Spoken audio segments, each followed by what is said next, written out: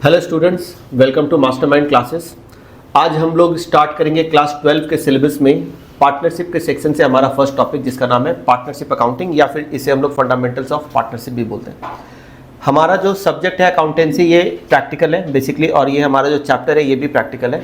लेकिन आज क्योंकि हम लोग चैप्टर को स्टार्ट कर रहे हैं, फर्स्ट लेक्चर है, तो हम लोग पहले चैप्टर के बारे में बेसिक फंडामेंटल समझेंगे, जो कि ऑब्वियसली थ्योरेटिकल है। ठीक है, तो आप लोगों को एकदम शांति से पहले 1 घंटे तक मुझे सुनना है, प्रॉपर अटेंशन मुझे चाहिए होगा। सबसे पहले हम लोग जानते हैं पार्टनरशिप बिजनेस के बारे में। बेसिक तो हम लोग को ऑलरेडी पता है, बिजनेस की जो नेचर होती है फंडामेंटली 3 तरह की होती है। ध्यान से सुनना, जितने भी स्टूडेंट वीडियो मोड पे अटेंड कर रहे हो लेक्चर को, आप लोग भी बहुत ध्यान से शांति से सुनो। ठीक है, प्रॉपर अटेंशन मुझे चाहिए। बिजनेस की जो नेचर होती है प्राइमरीली 3 तरह की होती है। एक होती है सोल प्रोप्राइटरशिप बिजनेस, एक होती है पार्टनरशिप बिजनेस, और एक होती है कंपनी, जिसे हम लोग बोलते हैं जॉइंट स्टॉक कंपनी। ये 3 तरह की नेचर ऑफ बिजनेसेस होती है, और अलग अलग तरह के बिजनेसेस में अकाउंटिंग का तरीका भी थोड़ा सा चेंज होता है। पिछले साल हमने जो कुछ भी अकाउंटिंग सीखा वो फंडामेंटल बेसिक्स चैप्टर थे, सारे के सारे बेसिक फंडामेंटल कॉन्सेप्ट हमने सीखे। और जब हम लोग फाइनल अकाउंट वगैरह बनाते थे वो सोल प्रोप्राइटरशिप बिजनेस के ऊपर बेसिकली बनाया गया था। इस साल क्लास 12 के सिलेबस में, जैसा कि मैंने पहले ही बताया, कि कुछ चैप्टर पार्टनरशिप बिजनेस से रिलेटेड है, कुछ पार्टनरशिप से रिलेटेड है। तो पार्टनरशिप बिजनेस में जो अकाउंटिंग होती है वो काफ़ी हद तक ऑलमोस्ट सोल प्रोप्राइटर की तरह ही होती है, मेजर चेंजेस नहीं है। पर हाँ, कुछ एक चीज़ों में बदलाव होता है। मेन डिफरेंस क्या है? अकाउंटिंग का डिफरेंस समझने के पहले बिजनेस का डिफरेंस समझते हैं। एक सोल प्रोप्राइटरशिप बिजनेस और एक पार्टनरशिप बिजनेस में मेन डिफरेंस क्या है? बिजनेस का डिफरेंस क्या है? बेसिक डिफरेंस यही है कि सोल प्रोप्राइटरशिप बिजनेस, जैसा कि नाम से समझ में आ रहा है, it is a single owner business. There is only one person who is contributing capital. He is the one who is taking care of entire activity running inside the business. Whatever profit business is generating, he is enjoying the entire amount of profit. He is suffering the entire loss in case of loss. तो एक ही बंदा business को start कर रहा है, सारा काम activity देख रहा है, मैनेज कर रहा है, प्रॉफिट हो रहा है तो वो अकेला एंजॉय कर रहा है, लॉस हो रहा है तो वो अकेला सफर कर रहा है। इस तरह के बिजनेस को हम लोग क्या बोलते हैं? Sole proprietorship. अब इसी तरह के बिजनेस में अगर और लोग आ जाए, 3-4 लोग मिलकर अगर बिजनेस करें, तो इस तरह के बिजनेस को बोलेंगे पार्टनरशिप। तो पार्टनरशिप में बेसिकली क्या होता है? एक से ज्यादा ओनर होते हैं। सोल प्रोप्राइटरशिप में सिंगल ओनर, सिंगल से ज्यादा अगर हो गए, डबल ट्रिपल, तो क्या हो जाएंगे? 2, 3, 4, 5 कितने भी क्या हो जाएंगे? पार्टनरशिप। तो पार्टनरशिप में एक बंदा तो नहीं हो सकता, एक इंसान खुद ही अकेले अपने आप से क्या पार्टनरशिप करेगा? तो जब हम लोग पार्टनरशिप बोलते हैं तो मिनिमम 2 लोग होने चाहिए। तो 2 लोग अगर बिजनेस में, या 2 से ज्यादा लोग अगर बिजनेस में आते हैं मिलकर बिजनेस करने के लिए, तो इस तरह के बिजनेस फॉर्मेट को हम लोग बोलते हैं पार्टनरशिप बिजनेस। ऐसे में बेसिक कुछ चीजें बदलती है। क्या बदलती है? पहले एक बंदा अकेला कैपिटल लगा रहा था बिजनेस में। जब 2-4 लोग, 5 लोग एक साथ मिलकर बिजनेस करते हैं पार्टनरशिप के फॉर्मेट में, जिसको हिंदी में साझेदारी बोलते हैं, साझेदारी का बिजनेस, तो जितने भी लोग हैं पार्टनर्स, वो सभी अपना अपने तरफ से कुछ ना कुछ कैपिटल कंट्रीब्यूट करते हैं। तो पहले एक तरफ से कैपिटल आ रहा था, अब सभी की तरफ से कैपिटल आ रहा है ना। सोल प्रोप्राइटरशिप में क्या हो रहा था? एक अकेला इंसान कैपिटल कंट्रीब्यूट कर रहा था, यहाँ पर मल्टीपल पार्टनर्स हैं, सभी लोग कैपिटल कंट्रीब्यूट कर रहे हैं बिजनेस में। अब क्योंकि कैपिटल सभी लोगों ने दिया है, तो जो बिजनेस का प्रॉफिट होगा वो भी सभी लोग बांटेंगे। ये सेकंड डिफरेंस हो गया। बिजनेस को मैनेज भी सभी लोग मिलकर करेंगे, थर्ड डिफरेंस हो गया। अगर बिजनेस में लॉस हो गया, लॉस भी बटेगा जैसे प्रॉफिट बढ़ता है। तो इस तरह से चीजें थोड़ी सी बदल जाती है। अब क्योंकि यहां पर प्रॉफिट का बंटवारा अलग तरीके से होगा, इसके लिए अकाउंटिंग में भी थोड़ा सा चेंज आ जाएगा। तो अपने पार्टनरशिप बिजनेस में जो बेसिक चीजें हैं वो सोल प्रोप्राइटरशिप के जैसे ही होती है। तो अपने को पार्टनरशिप बिजनेस का एकदम स्क्रैच से फंडामेंटली कुछ सीखने की जरूरत नहीं है, क्योंकि स्क्रैच का जो बेसिक कॉन्सेप्ट है वो सभी में सेम है। अब जैसे जर्नल एंट्री, अब एक सोल प्रोप्राइटरशिप बिजनेस में मान लो ट्रांजैक्शन को रिकॉर्ड करने का जो तरीका है, जो जर्नल एंट्री है, पार्टनरशिप में भी वही है। अब अगर बिजनेस में मान लो आपने फर्नीचर खरीदा या मशीनरी खरीदा, तो जिस तरीके से अपने रिकॉर्ड करते हैं सोल प्रोप्राइटरशिप बिजनेस में, जो जर्नल एंट्री बनाते हैं, क्या पार्टनरशिप में कुछ अलग एंट्री बन जाएगा? नहीं। Same golden rule, modern rule, same journal entry का concept, same format, everything is same. तो जो फंडामेंटल चीजें हो रही है ग्राउंड लेवल पे, जो एंट्रीज रिकॉर्ड होती है जर्नल में, लेजर्स की जो पोस्टिंग होती है, जो ट्रायल बैलेंस बनते हैं, ये सारी चीजें सेम ही तरीके से होती है जैसे प्रोप्राइटरशिप में है या पार्टनरशिप में, क्योंकि अल्टीमेट लेवल तो ग्राउंड लेवल पे सब कुछ सेम है। लेकिन बाद में जाकर फाइनली जब ईयर एंड होती है, हमारे बिजनेस का प्रॉफिट हम लोग कैलकुलेट करते हैं, यहां पर थोड़ा सा दिक्कत है। क्या दिक्कत है?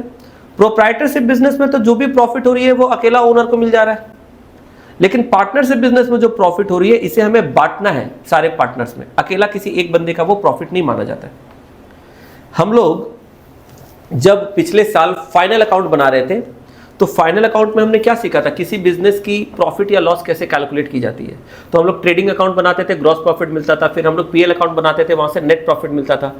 नेट प्रॉफिट को हम लोग बैलेंस शीट में ले जाकर कैपिटल से ऐड कर देते थे। इसके पीछे का लॉजिक ये होता था कि आपने अपने बिजनेस में जो भी प्रॉफिट अर्न किया वो नेक्स्ट अकाउंटिंग ईयर में वो री इन्वेस्ट हो गया और इसके वजह से बिजनेस का कैपिटल एनहांस हो रहा है। यानी आपने इनिशियली जो कैपिटल लगाया था बिजनेस में, जिस अमाउंट से आपने बिजनेस को स्टार्ट किया था, एक साल के बाद आप जो भी प्रॉफिट ऐड करते हो उसको री इन्वेस्ट करोगे। ऑब्वियसली सारा का सारा प्रॉफिट हम लोग बिजनेस से निकाल नहीं लेते। अगर बिजनेस में जो भी इनकम हो रहा, प्रॉफिट हो रहा, अगर आप पूरा निकाल लोगे बिजनेस से, जिसको हम लोग बोलते हैं प्लाउ बैक ऑफ प्रॉफिट, तो अगर पूरा का पूरा बिजनेस का प्रॉफिट अगर आप लेकर घर चले जाओगे, निकाल लोगे, तो फिर बिजनेस तो कभी ग्रो नहीं करेगा ना। In order to grow the business you have to reinvest into it multiple times. तो जो भी इनकम आपके हो रहे हैं उनको वापस उधर डालो। हाँ, आपके जरूरत के हिसाब से जो आपको रिक्वायर्ड है आप उतना निकालो बिजनेस से। तो ऐसा नहीं कि आपको जरा भी बिजनेस से नहीं निकालना है, जरूरत पड़ने पे अपने जरूरत के अनुसार आप निकालो। जैसे हम लोग देखते थे प्रोप्राइटर अपने पर्सनल यूज के लिए भी कभी कभी ड्राइंग्स करता था। तो अगर आपकी कोई पर्सनल नीड है, आपको सिंगल ओनर है, सोल प्रोप्राइटर है, तो वो अपने पर्सनल रिक्वायरमेंट, अपने पर्सनल नीड को कैसे फुलफिल करेगा? ऑब्वियसली बिजनेस से ही करेगा, क्योंकि बिजनेस ही उसकी इकोनॉमिक एक्टिविटी है, वही वो कर रहा है अपने लिवलीहुड के लिए। तो अगर वो अपने पर्सनल यूज के लिए बिजनेस से पैसे निकालता है तो that is not a problem, that is required even, ठीक है, उसको हम लोग ड्राइंग्स बोलते हैं अकाउंटेंसी में। लेकिन बिजनेस में जो भी प्रॉफिट हो रही है वो प्रॉफिट प्रोप्राइटर लेकर घर नहीं जा सकता। मतलब चाहे तो जा सकता है पर जाना नहीं चाहिए। तो लॉजिकली होना क्या चाहिए, आइडियली बिजनेस की प्रॉफिट बिजनेस में इन्वेस्ट होनी चाहिए, सो दैट नेक्स्ट ईयर हमारा कैपिटल और ज्यादा हो। और ज्यादा कैपिटल होगा अगले साल तो और अच्छा बिजनेस कर पाएंगे, इनकम या प्रॉफिट और ज्यादा अच्छी होगी। फिर और ज्यादा प्रॉफिट होगी सेकंड ईयर में तो फिर से इसको इन्वेस्ट करो। थर्ड ईयर में कैपिटल और ज्यादा हो गया, थर्ड ईयर में और अच्छा बिजनेस करोगे, और ज्यादा इनकम जनरेट करोगे। जितना ज्यादा आपका कैपिटल बिजनेस में चलेगा उतना ही ज्यादा आप इनकम भी जनरेट कर पाओगे। तो ये तो है सिस्टम सोल प्रोप्राइटरशिप का। पार्टनरशिप में, तो पार्टनरशिप में जैसे सोल प्रोप्राइटरशिप में प्रॉफिट को कैपिटल में ऐड करते थे तो इससे प्रोप्राइटर का कैपिटल बढ़ जाता था। तुम लोग को समझ में आ रहा ना मैं क्या बोल रहा हूं? नेट प्रॉफिट को कैपिटल से ऐड करते थे बैलेंस शीट में तो प्रोप्राइटर का कैपिटल बढ़ जाता था। पार्टनरशिप में क्या करेंगे? तो पार्टनरशिप में फंडा क्या है कि आप पहले तो ट्रेडिंग पीएल जैसे बनाते हो बनाओ, बिजनेस की नेट प्रॉफिट आ गई। ये नेट प्रॉफिट एक इंडिविजुअल ओनर का नहीं है, ये सारे पार्टनर्स का मिला के है। तो अब इस नेट प्रॉफिट को आपको बांटना पड़ेगा। फर्स्ट ऑफ ऑल किस में बांटना पड़ेगा? सारे पार्टनर्स में बांटना पड़ेगा। और बांटने के बाद जिसके हिस्से में जो भी आता है, ध्यान से सुनना जो बता रहे हैं, प्रॉफिट जो है बिजनेस की, जो नेट प्रॉफिट है बिजनेस की, वो जितने भी पार्टनर्स है उन सारे पार्टनर्स में बटेगा। क्यों? क्योंकि partners are the owners of the business. तो बिजनेस के सारे पार्टनर्स में वो सारे बिजनेस के प्रॉफिट को हम लोग पहले बांटेंगे। उसके बाद जिसके हिस्से में जो भी प्रॉफिट आ रही है वो अपने रिस्पेक्टिव कैपिटल में ट्रांसफर कर लेगा, अपने कैपिटल में ऐड कर लेगा। सोल प्रोप्राइटरशिप बिजनेस में एक ही प्रोप्राइटर होता था तो उसका एक ही कैपिटल अकाउंट होता था। तो अब एक ही बंदा प्रोप्राइटर है, सिंगल ओनर बिजनेस है, तो उसका प्रोप्राइटर एक ही है, उसका कैपिटल एक ही है, तो उसी कैपिटल में प्रॉफिट ऐड होता था, नेट प्रॉफिट ऐड करते थे कैपिटल में। यहां तो मल्टीपल ओनर्स है, मल्टीपल पार्टनर्स हैं, तो सभी के पार्टनर अकाउंट कैपिटल अकाउंट अलग अलग बनेंगे।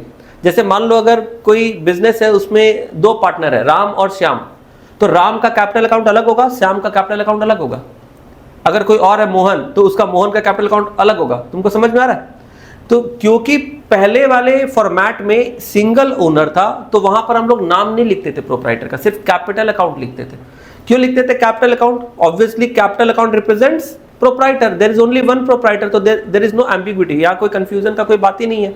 अगर मिस्टर राम ने एक सोल प्रोप्राइटर से बिजनेस स्टार्ट किया, he is the owner of the business, तो कैपिटल अकाउंट किसका होगा? उसी का होगा। तो आप इसको राम्स कैपिटल अकाउंट लिखो या सिर्फ इसको कैपिटल अकाउंट लिखो, ऑब्वियस बात है, इसमें कोई कंफ्यूजन तो होने की चीज नहीं है। समझ में आ रहा है? लेकिन अगर बिजनेस में एक से ज्यादा ओनर्स हैं, मल्टीपल पार्टनर है, 2 3 4, तो ऐसे में अगर आप सिर्फ कैपिटल अकाउंट लिखोगे तो समझ नहीं आएगा। तो राम ने जितना कैपिटल लगाया उसको लिखो राम के नाम से, श्याम ने जितना लगाया उसको लिखो श्याम के नाम से, मोहन ने अगर लगाया तो उसको लिखो मोहन के नाम से। मतलब हर एक पार्टनर का सेपरेट कैपिटल अकाउंट बनेगा, Ram's capital, Mohan's capital, Shyam's capital. समझ में आ रहा है? दूसरी बात, पहले पूरी की पूरी जो बिजनेस की प्रॉफिट होती थी सोल प्रोप्राइटर में, उसको सीधा जाके हम लोग कैपिटल से ऐड कर देते थे, क्योंकि पूरी प्रॉफिट सोल प्रोप्राइटर की है। पूरी प्रॉफिट किसकी है? सोल प्रोप्राइटर की है। और कैपिटल किसका है? वो भी सोल प्रोप्राइटर का है। तो पूरा का पूरा प्रॉफिट ले जाके सोल प्रोप्राइटर के कैपिटल से ऐड कर देते थे, क्योंकि दूसरा कोई बंदा है ही नहीं बिजनेस में। लेकिन यहां पर जो पूरी प्रॉफिट है वो किसी एक ओनर की नहीं है, अलग अलग पार्टनर्स की है। उस प्रॉफिट के ऊपर कई सारे पार्टनर का अधिकार है, और सभी पार्टनर के अलग अलग कैपिटल भी है, सबने अपना अपना कैपिटल कंट्रीब्यूट किया है। तो आपको प्रॉफिट को पहले बांटना पड़ेगा सारे पार्टनर्स में, फिर जिसके हिस्से में जो भी आएगा वो उनके रिस्पेक्टिव कैपिटल में ऐड होगा। राम के हिस्से में जो आएगा वो राम के कैपिटल में मर्ज हो जाएगा, श्याम के हिस्से में जो आएगा वो श्याम के कैपिटल में मर्ज हो जाएगा, मोहन के हिस्से में जो आएगा वो मोहन के कैपिटल में मर्ज हो जाएगा। समझ में आ रहा है तुम लोग का क्या बोल रहा है? तो ये जो डिफरेंस है ना, ये मेनली अपना अकाउंटिंग पॉइंट ऑफ व्यू से और इस पर्टिकुलर चैप्टर के पॉइंट ऑफ व्यू से ये अपने को समझना है। तो अभी जो हम लोग फर्स्ट चैप्टर स्टार्ट करेंगे, फंडामेंटल्स ऑफ पार्टनरशिप, इस चैप्टर में हमें क्या सीखना है कि प्रॉफिट को पार्टनर्स में बांटते कैसे हैं, ये सीखना है। तुम लोग बोलोगे सर प्रॉफिट कैलकुलेट कैसे करते हैं, वो नहीं सीखेंगे, वो तो पिछले साल सीख लिए। प्रॉफिट कैसे कैलकुलेट करते हैं we have already studied, we learned all this in class 11।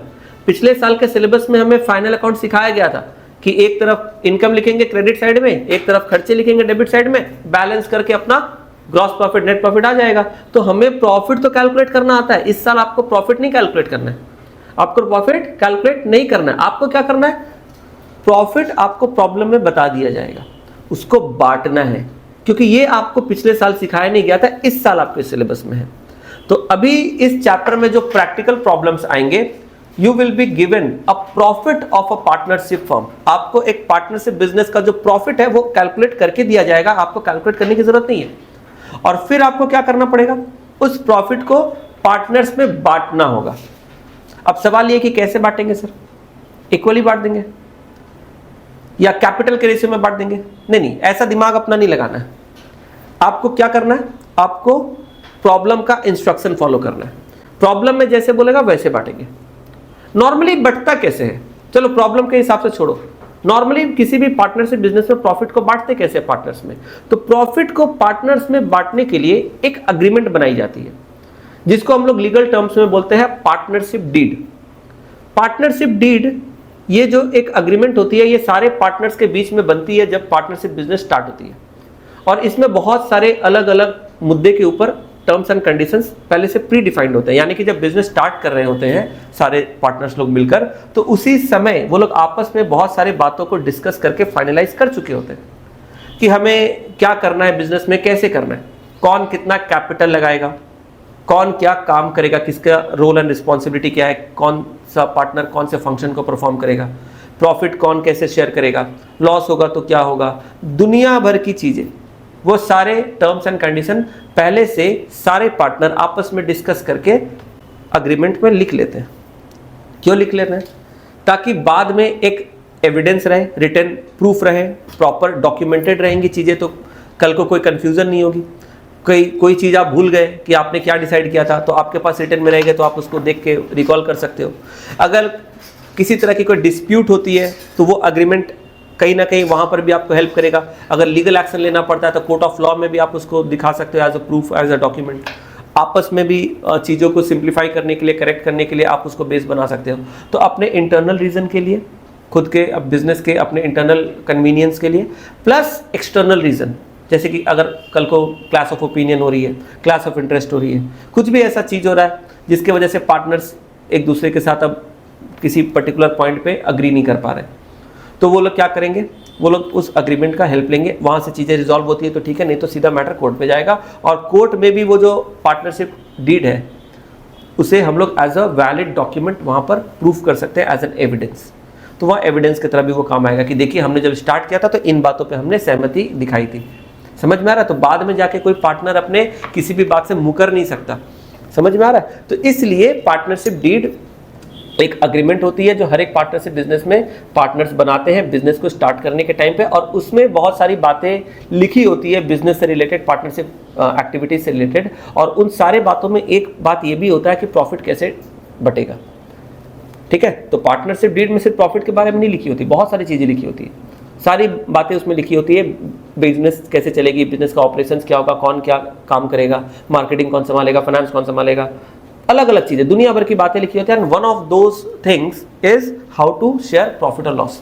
ये भी पार्टनरशिप अग्रीमेंट के, पार्टनरशिप डीड के एक मुद्दे में से एक मुद्दा ये भी होता है, और ये सारी चीजें उसमें लिखी होती है। हालांकि as per Indian partnership act 1932 ये जो पार्टनरशिप अग्रीमेंट है ये बनाना मैंडेटरी नहीं है, मतलब कानून आपको ये नहीं बोल रहा है कि आपको बनाना ही पड़ेगा। मैंडेटरी का मतलब होता है कि by law it is mandatory, no. As per partnership act 1932 preparation of partnership deed is not mandatory by law. अगर आप नहीं भी बनाओ तो कोई लीगल वायलेशन नहीं है, ऐसा नहीं कि आपने कोई कानून को आपने तोड़ दिया, आपने लीगल प्रोविजन का वायलेशन कर दिया, ऐसा कुछ नहीं है। तो it is completely optional provisional, आपको मन करे बनाओ, ना मन करे मत बनाओ, वो आपकी मर्जी है, सरकार उसमें माथा नहीं लगाएगी, आपको कुछ बोलेगी नहीं। लेकिन इट इज ऑलवेज एडवाइजेबल कि पार्टनरशिप बिजनेस में एक रिटन अग्रीमेंट होना चाहिए। It is recommendatory not mandatory. क्यों होना चाहिए अभी मैंने बताया, ताकि आपको आपस में भी ऑपरेट करने के लिए पार्टनरशिप बिजनेस में आपके सारे टर्म्स अगर क्लियर कट डिफाइंड रहेंगे, रिटन रहेंगे, तो आपके लिए भी वो इजी रहेगा। कल को कोई प्रॉब्लम डिस्प्यूट होता है, कोई लीगल मैटर आ जाता है, तो वहां पर भी आप उसका एज एविडेंस यूज कर सकते हो। इसीलिए पार्टनरशिप अग्रीमेंट मैंडेटरी नहीं है बट रिकमेंडेटरी है। ठीक है, अगर किसी ने बोला कि नहीं हमें पार्टनरशिप डीड नहीं बनाना, हमारे जो पार्टनर्स है उस पर हमें पूरा भरोसा है, हम लोग ने जो बोल दिया उस जबान की बहुत कीमत है, ठीक है, अपने को मतलब कोई टेंशन नहीं है, सब अपने बचपन के मित्र हैं, सब दम है ना, कोई टेंशन नहीं है, बस जबान ही काफ़ी है। ठीक है, तो ठीक है, सरकार बोलेंगे ठीक है कोई बात नहीं, कल को आना मत मेरे पास, बस यही है कि कुछ भी झमेला कल को हो जाए आना मत मेरे पास, बाकी तुम्हारा दोस्ती यारी तुम अपना समझो, लड़ाई झगड़ा भी होगा तो ऐसे अपने से समझ लेना, मेरे पास मत आना कोई भी मुद्दा लेकर। क्योंकि अगर कल को तुमने डीड नहीं बनाया और किसी कारण से अगर तुम्हें लीगल लिटिगेशन में आना पड़ता और मेरे पास आओगे तो हम वहां तुम्हारा सुनवाई नहीं करेंगे, क्योंकि वर्बल चीज़ों को आप प्रूफ नहीं कर सकते कोर्ट ऑफ लॉ में। बिजनेस स्टार्ट करते समय 4 लोगों ने मिलकर आपस में क्या डिसाइड किया, आप कोर्ट ऑफ लॉ में कैसे डिसाइड प्रूफ करोगे? कोई कुछ भी बोलेगा कि नहीं मैंने तो ये नहीं बोला, मैंने तो वो नहीं बोला, मैंने तो ऐसा बोला था, मैंने वैसा बोला था। अब जज बैठ के क्या टाइम पास है? जज बोलेगा मेरे को यही सब काम है, तुम लोग का फालतू बकवास सुने। कोर्ट में चीजें प्रूफ होती है एविडेंस के बेसिस में। अगर आप किसी चीज को प्रूफ नहीं कर पा रहे हो ऑन पेपर, तो वहां तो जज कैसे समझेगा कौन सही बोल रहा है कौन गलत बोल रहा है? तो इसीलिए हमेशा ये एडवाइस दिया जाता है कि आपको एक बिजनेस में जब आप हो तो आप चीज़ों को एक रिटन फॉर्म में अग्रीमेंट में बना लो, डीड बना लो, ताकि कल को आपके पास एक रेमेडियल ऑप्शन रहे। और नहीं बनाना मत बनाओ, अपना समझो। समझ में आ रहा है? अपने को इस चैप्टर में करना क्या है, ये तो गया लीगल पॉइंट, ये हम लोग बिजनेस स्टडीज कॉमर्स में भी पढ़ चुके हैं सारा चीज़, तो डिटेल में ज़्यादा वो सब में जाके फायदा नहीं है। अपने को इस चैप्टर में एज अ अकाउंट स्टूडेंट क्या करना, सर आप ये बताइए, छोड़िए वो सब चीज़, पार्टनरशिप डीड बनाना नहीं बनाना, अपने को करना क्या है इस चैप्टर में? अपने को प्रॉफिट को बांटना है। हाँ सर, कैसे बांटेंगे? इसके लिए एक अकाउंट बनाएंगे। कौन सा अकाउंट बनाएंगे sir? Profit and loss appropriation account बनाएंगे। कैसे बनता है सर? ये बिल्कुल पीएल की तरह बनता है, पीएल का भाई है। जैसे ट्रेडिंग अकाउंट को एक्सटेंड करके पीएल बनाते थे, पीएल अकाउंट को और एक्सटेंड करके पीएल एप्रोप्रिएशन अकाउंट बनता है। मतलब PL appropriation account is nothing but extension of PL account. समझ में आ रहा है? जैसे ट्रेडिंग अकाउंट बनाते थे, उससे ग्रॉस प्रॉफिट मिलता था, सेम फॉर्मेट को आगे और एक्सटेंड करके हम लोग क्या करते थे, ग्रॉस प्रॉफिट से फिर नेट प्रॉफिट में निकालते थे और उस पार्ट को पीएल अकाउंट बोलते थे। सेम तरीके से पीएल अकाउंट को और खींच देंगे और एक्सटेंड करेंगे और उसके बाद का पोर्शन बनेगा पीएल एप्रोप्रिएशन अकाउंट। वहां से जो नेट प्रॉफिट था पीएल का उसको बांट देंगे। लेकिन अपने को इस साल ट्रेडिंग और पीएल बनाने की जरूरत नहीं है, क्योंकि ये हमने पिछले साल ऑलरेडी कर चुका। तो सिलेबस में हमारा बोला गया कि आपको वो बनाने की जरूरत नहीं है, हम आपको सीधा नेट प्रॉफिट निकाल के देंगे। You don't have to calculate gross profit by preparing trading account, you don't have to calculate net profit by preparing PL account. We will provide you the amount of net profit, you just have to prepare profit and loss appropriation account and you have to just divide the profit among the partners, that's it. तो हमारा burden कम हो गया, हमें profit calculate नहीं करना, बस profit को बांटना है। कैलकुलेट करके वो क्वेश्चन में देंगे। तो हमें यहाँ पर बनाना क्या है, ट्रेडिंग पीएल नहीं, सिर्फ पीएल एप्रोप्रिएशन अकाउंट। कैसे बनेगा, सेम फॉर्मेट जो पीएल का होता है। क्या होता है सर फॉर्मेट पीएल का, याद नहीं सर, हम भूल गए, पिछला साल पढ़े थे, भूल गए, एग्जाम खत्म होने के बाद हम भूल जाते हैं अगले दिन सब। किसको याद है पीएल का format? Right, particular amount, again particular amount, amount का सिंगल कॉलम या डबल कॉलम जो भी है, डबल कॉलम बनाते हैं हम लोग ताकि एक फर्स्ट कॉलम में हम लोग डिटेल्स लिख सके और फाइनल फिगर हम लोग सेकंड कॉलम में लिख सके। तो सिंगल कॉलम और डबल कॉलम वो बात की बात है, वो अपने कन्वीनियंस से हम लोग करते हैं, but the main format is particular amount debit side, again particular amount credit side. ये चीज है। डेट का कॉलम होता है क्या? नहीं, डेट का कॉलम नहीं। इसी तरीके से पीएल एप्रो भी बनेगा, ठीक है। पीएल एप्रो में फिर क्या करेंगे सर, प्रॉफिट को बांट देंगे, फिर बांट के क्या करेंगे सर, सबको कैपिटल में भेज देंगे। फिर क्या होगा सर, प्रॉफिट कैपिटल में मर्ज हो जाएगा, यही होगा। फिर क्या होगा, फिर बैलेंस शीट में चला जाएगा वो सबका कैपिटल। तो अपने को बैलेंस शीट भी बनाना है क्या? नहीं, वो भी सिलेबस में नहीं दिया हुआ है। क्यों? क्योंकि हम लोग सीख चुके पिछले साल। तो हमारे क्लास 12 के सिलेबस में उतना ही डाला गया है जो आपके सिलेबस में पिछले साल नहीं था, ताकि आपके ऊपर लोड कम हो, बर्डन कम हो। बैलेंस शीट नहीं बनाना, क्योंकि बैलेंस शीट पार्टनरशिप का वैसे ही बनता है जैसा सोल प्रोप्राइटरशिप का बनता है। तो पार्टनरशिप के बैलेंस शीट में कुछ अलग नहीं होता, नया नहीं होता है। कंपनी अकाउंट के केस में बैलेंस शीट अलग हो जाती है। क्यों? क्योंकि कंपनी अकाउंट के केस में शेड्यूल 3 ऑफ कंपनीज एक्ट वहां पर अपना रोल प्ले करने लगता है। तो as per the prescribed format of schedule 3 of companies act we have to follow a prescribed format, prescribed item. समझ में आ रहा है? लेकिन वो किसको गवर्न करता है? कंपनीज एक्ट गवर्न करता है कंपनीज को। पार्टनरशिप और प्रोप्राइटरशिप पे वो सारा फॉर्मेट का कोई जरूरत नहीं। तो पार्टनरशिप का जो बैलेंस शीट बनता है ये बिल्कुल वैसे ही बनता है जैसा प्रोप्राइटरशिप का बनता है, विद द ओनली डिफरेंस कि सोल प्रोप्राइटरशिप के बैलेंस शीट में एक कैपिटल होता है, पार्टनरशिप के बैलेंस शीट में अलग अलग पार्टनर के अलग अलग कैपिटल होते हैं, बस यही डिफरेंस है। बाकी सब वही एसेट लायबिलिटी सब कुछ वैसे ही रहता है। इसीलिए सिलेबस में आपको बैलेंस शीट भी नहीं बोला गया। तो आपको ना ट्रेडिंग बनाना, ना पीएल बनाना, ना बैलेंस शीट बनाना। आपको क्या बनाना है इस चैप्टर में? PL appropriation account. दूसरा क्या बनाना है? Partners capital account. इस चैप्टर में अपने को क्या बनाना है बोलो? PL appropriation account. फिर क्या बनाना है? Partners capital account. PL appropriation में क्या करने वाले हैं? प्रॉफिट को बांटेंगे। पार्टनर्स कैपिटल में क्या करने वाले हैं? जो प्रॉफिट बांटे उसको कैपिटल में ट्रांसफर करेंगे। एकदम सिंपल है चैप्टर, तो एकदम स्टोरी से समझ आया। हाँ सर समझ में आ गया क्या करना है चैप्टर में। हाँ यही करना है, कुछ नहीं है चैप्टर, एकदम इजी, केक वॉक।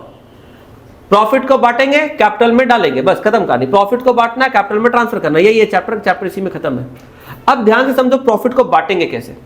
अभी एक एक चीज को करके दिखाएंगे, लेकिन पहले ऊपर ऊपर समझो। माइंड में कुछ करने के पहले ना पिक्चर क्लियर होना चाहिए, ताकि जब करने जाए तो एकदम लगे कि हाँ ये तो आता है। प्रॉफिट को बांटेंगे कैसे पार्टनर्स में? जितने भी स्टूडेंट वीडियो मोड पे अटेंड कर रहे हो, एक एक चीज को ध्यान से सुनना, ठीक है? ऐसा नहीं कि सो जाना। कुछ बच्चे तो क्लास में भी सो रहे हैं, लेकिन वीडियो क्लास वाले तुम लोग अच्छे हो, तुम लोग पूरा ध्यान से सुनो। तो क्या करना है, प्रॉफिट को हम लोग कैसे बांटते हैं? ऐसे नहीं बांटते जैसे बचपन में हम लोग टॉफी बांटते थे कि चलो एक टॉफी तुम रखो, एक टॉफी तुम रखो। ऐसा बिजनेस का प्रॉफिट नहीं बढ़ता है। प्रॉफिट को हम लोग कैसे बांटेंगे? According to the terms of partnership deed. तो प्रॉफिट को जब हम लोग बांटते हैं ना पार्टनरशिप डीड के टर्म्स के हिसाब से, तो याद रखना प्रॉफिट को डायरेक्टली स्ट्रेट अवे नहीं बांटा जाता है। प्रॉफिट को अलग अलग नाम से बांटते हैं। क्या बोलते हैं? अलग अलग नाम से बांटते हैं। बोलो सर ये नहीं समझ में आया, क्या बोले आप? सुनो ध्यान से। देखो, जब मान लो आप स्कूल जा रहे हो, जाते समय मम्मी या पापा आपको हाथ में 50 रुपए 100 रुपए दे देते हैं। आपको ये पैसे मिले, आप इसको क्या बोलते हो? Pocket money. मतलब अपने तरफ से कुछ खाने पीने के लिए मम्मी ने दे दिया, जाओ चॉकलेट वॉकलेट खाओ, आइसक्रीम खाओ, ये है ना, इसको आप पॉकेट मनी बोल सकते हो। बाय द टाइम हम लोग बच्चे होते हैं, स्कूल में होते हैं, अपने को घर से जो भी मम्मी पापा पकड़ा देते हैं 50-100 रुपये जो भी, वो आपकी पॉकेट मनी है। लेकिन फिर मंथ एंड हो गया, फीस का टाइम आया, मान लो फॉर एग्जांपल पापा ने आपको पैसे दे दिए, बोले जाओ जाके स्कूल में जमा कर दो या ट्यूशन में जाके जमा कर दो। इसको आप पॉकेट मनी बोलोगे? चीज़ तो वही है, मम्मी पापा दे रहे हैं आपको। ये क्या बन गया? ये फीस बन गई, ये पॉकेट मनी नहीं है। फेस्टिवल आ रहा है, दुर्गा पूजा है, पहला वैसाख है, ईद है, कुछ भी, आपको शॉपिंग पे जाना है, मम्मी या पापा ने बोला ठीक है जाओ जाके बाजार से कुछ खरीद लो। मम्मी ने 2000 रुपये 5000 रुपये दे दिए, जाओ जाके खरीद लो। इसको आप गिफ्ट बोल सकते हो, या बर्थडे पे आपको दे दिया मम्मी पापा ने कुछ। तो हर बार अगर आप देखोगे चीज़ सेम हो रही है, लेकिन नाम हम लोग बदल रहे हैं। चीज़ तो सेम है, मम्मी या पापा हमें पैसे दे रहे हैं, लेकिन हर बार पैसे जो दे रहे हैं उसका रीजन अलग है, पर्पज अलग है। क्योंकि रीजन और पर्पज अलग है इसलिए नाम भी अलग है। जब हाथ खर्चे के लिए दिया जा रहा था तो पॉकेट मनी था, जब स्कूल या ट्यूशन में देने के लिए दिया जा रहा तो फीस है, अगर आपके बर्थडे पे या किसी फेस्टिवल ओकेजन पे दिया जा रहा तो ये मे भी गिफ्ट हो सकता है। समझ में आ रहा है? जब दुल्हन को दिया जाता है पहली बार ससुराल आने पर उसको मुंह दिखाई बोलते हैं, है ना। अब जैसे किसी को किसी अच्छे मौके पे दिया जाता है तो उसको शगुन बोलते हैं। ये सब कुछ वही है, पैसे ही दे रहे हैं, सब कुछ पैसे ही चल रहा है। कोई क्रिमिनल जब किसी को देता है गवर्नमेंट ऑफिसर को तो उसको ब्राइब बोलते हैं। कोई अपने जान बचाने के लिए कोई देगा उसको रैंसम बोलेंगे। हस्बैंड डाइवोर्स के बाद वाइफ को देगा तो उसको एलिमनी बोलेंगे।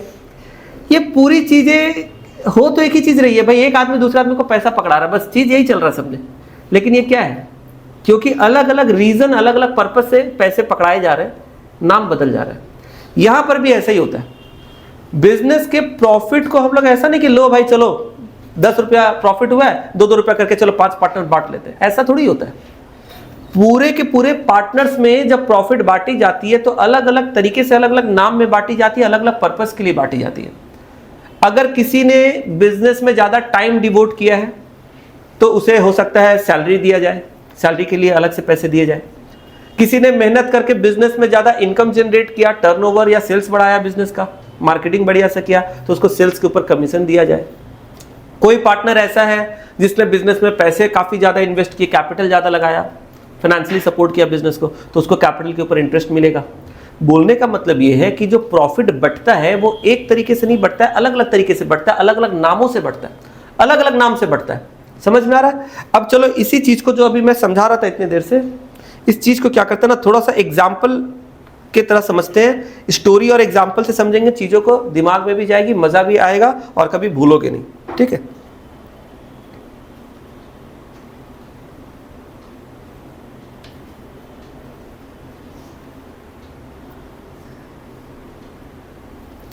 लिखना मत जब तक बोलेंगे नहीं, ठीक है? जो लिखने वाली चीजें होंगी मैं बोल दूंगा। अभी समझो एक बिजनेस है, उसमें 3 पार्टनर है, ए, बी एंड सी। एक बिजनेस में ये 3 पार्टनर ए, बी एंड सी हैं। इन तीनों ने मिलकर क्या किया? बिजनेस को स्टार्ट किया। एक बार के लिए मानते हैं इन लोगों ने आपस में कोई अग्रीमेंट या पार्टनरशिप डीड नहीं बनाया। ये लोग बहुत अच्छे मित्र थे। इन लोग बोले कि नहीं, हमारा दोस्ती बस जुबान केसरी, बस सब कुछ इसी पे हो जाएगा। बोले हम लोग तीनों सेम ब्रांड का चबाते हैं, इसीलिए हमारी दोस्ती गहरी है और कसम गुटके बनाने वाले की हम लोग अपने जवान से कभी नहीं मुकरेंगे। ठीक है? और इसी बात पे उन लोगों ने क्या किया, रजनीगंधा की कसम खा के उसने अपना बिजनेस चालू कर दिया। बोले अग्रीमेंट क्या है, हम लोग तो सेम ब्रीड है, we belong to same class, हम लोग ऊंचे लोग ऊंची पसंद वाले लोग हैं, हमारा कभी जवान ये नहीं हो सकता। अग्रीमेंट तो वो लोग बनाते हैं जिनको आपस में भरोसा नहीं होता। हमारा तो रिश्ता है, थुक का रिश्ता है। ठीक है? तो हम लोग जो बात कर लिए वो बात ही काफी है। जुबान केसरी है हम लोग का, है ना, जगह जगह केसरी रंग फैला देते हैं हम लोग। तो इस बात पे इन लोगों ने क्या किया, बिना कोई अग्रीमेंट का इन लोग अपना बिजनेस स्टार्ट कर दिया। किसका कसम खा के? कसम रजनीगंधा की। बोले रजनीगंधा कसम खा के बिजनेस स्टार्ट की। ठीक है भाई, अब बिजनेस 1 साल चला, तीनों लोग अपना अपना काम किए, जो जिसको करना था अपना अपना रोल एंड रिस्पॉन्सिबिलिटी सबने निभाया। 1 साल के बाद बिजनेस में हुई प्रॉफिट। अब प्रॉफिट जब हुई तो सबको अब वहां पर है कि भाई आंख में लग रहा है कितना इतना प्रॉफिट हुआ है, तो चलो इसको बांटते हैं। कैसे बांटे?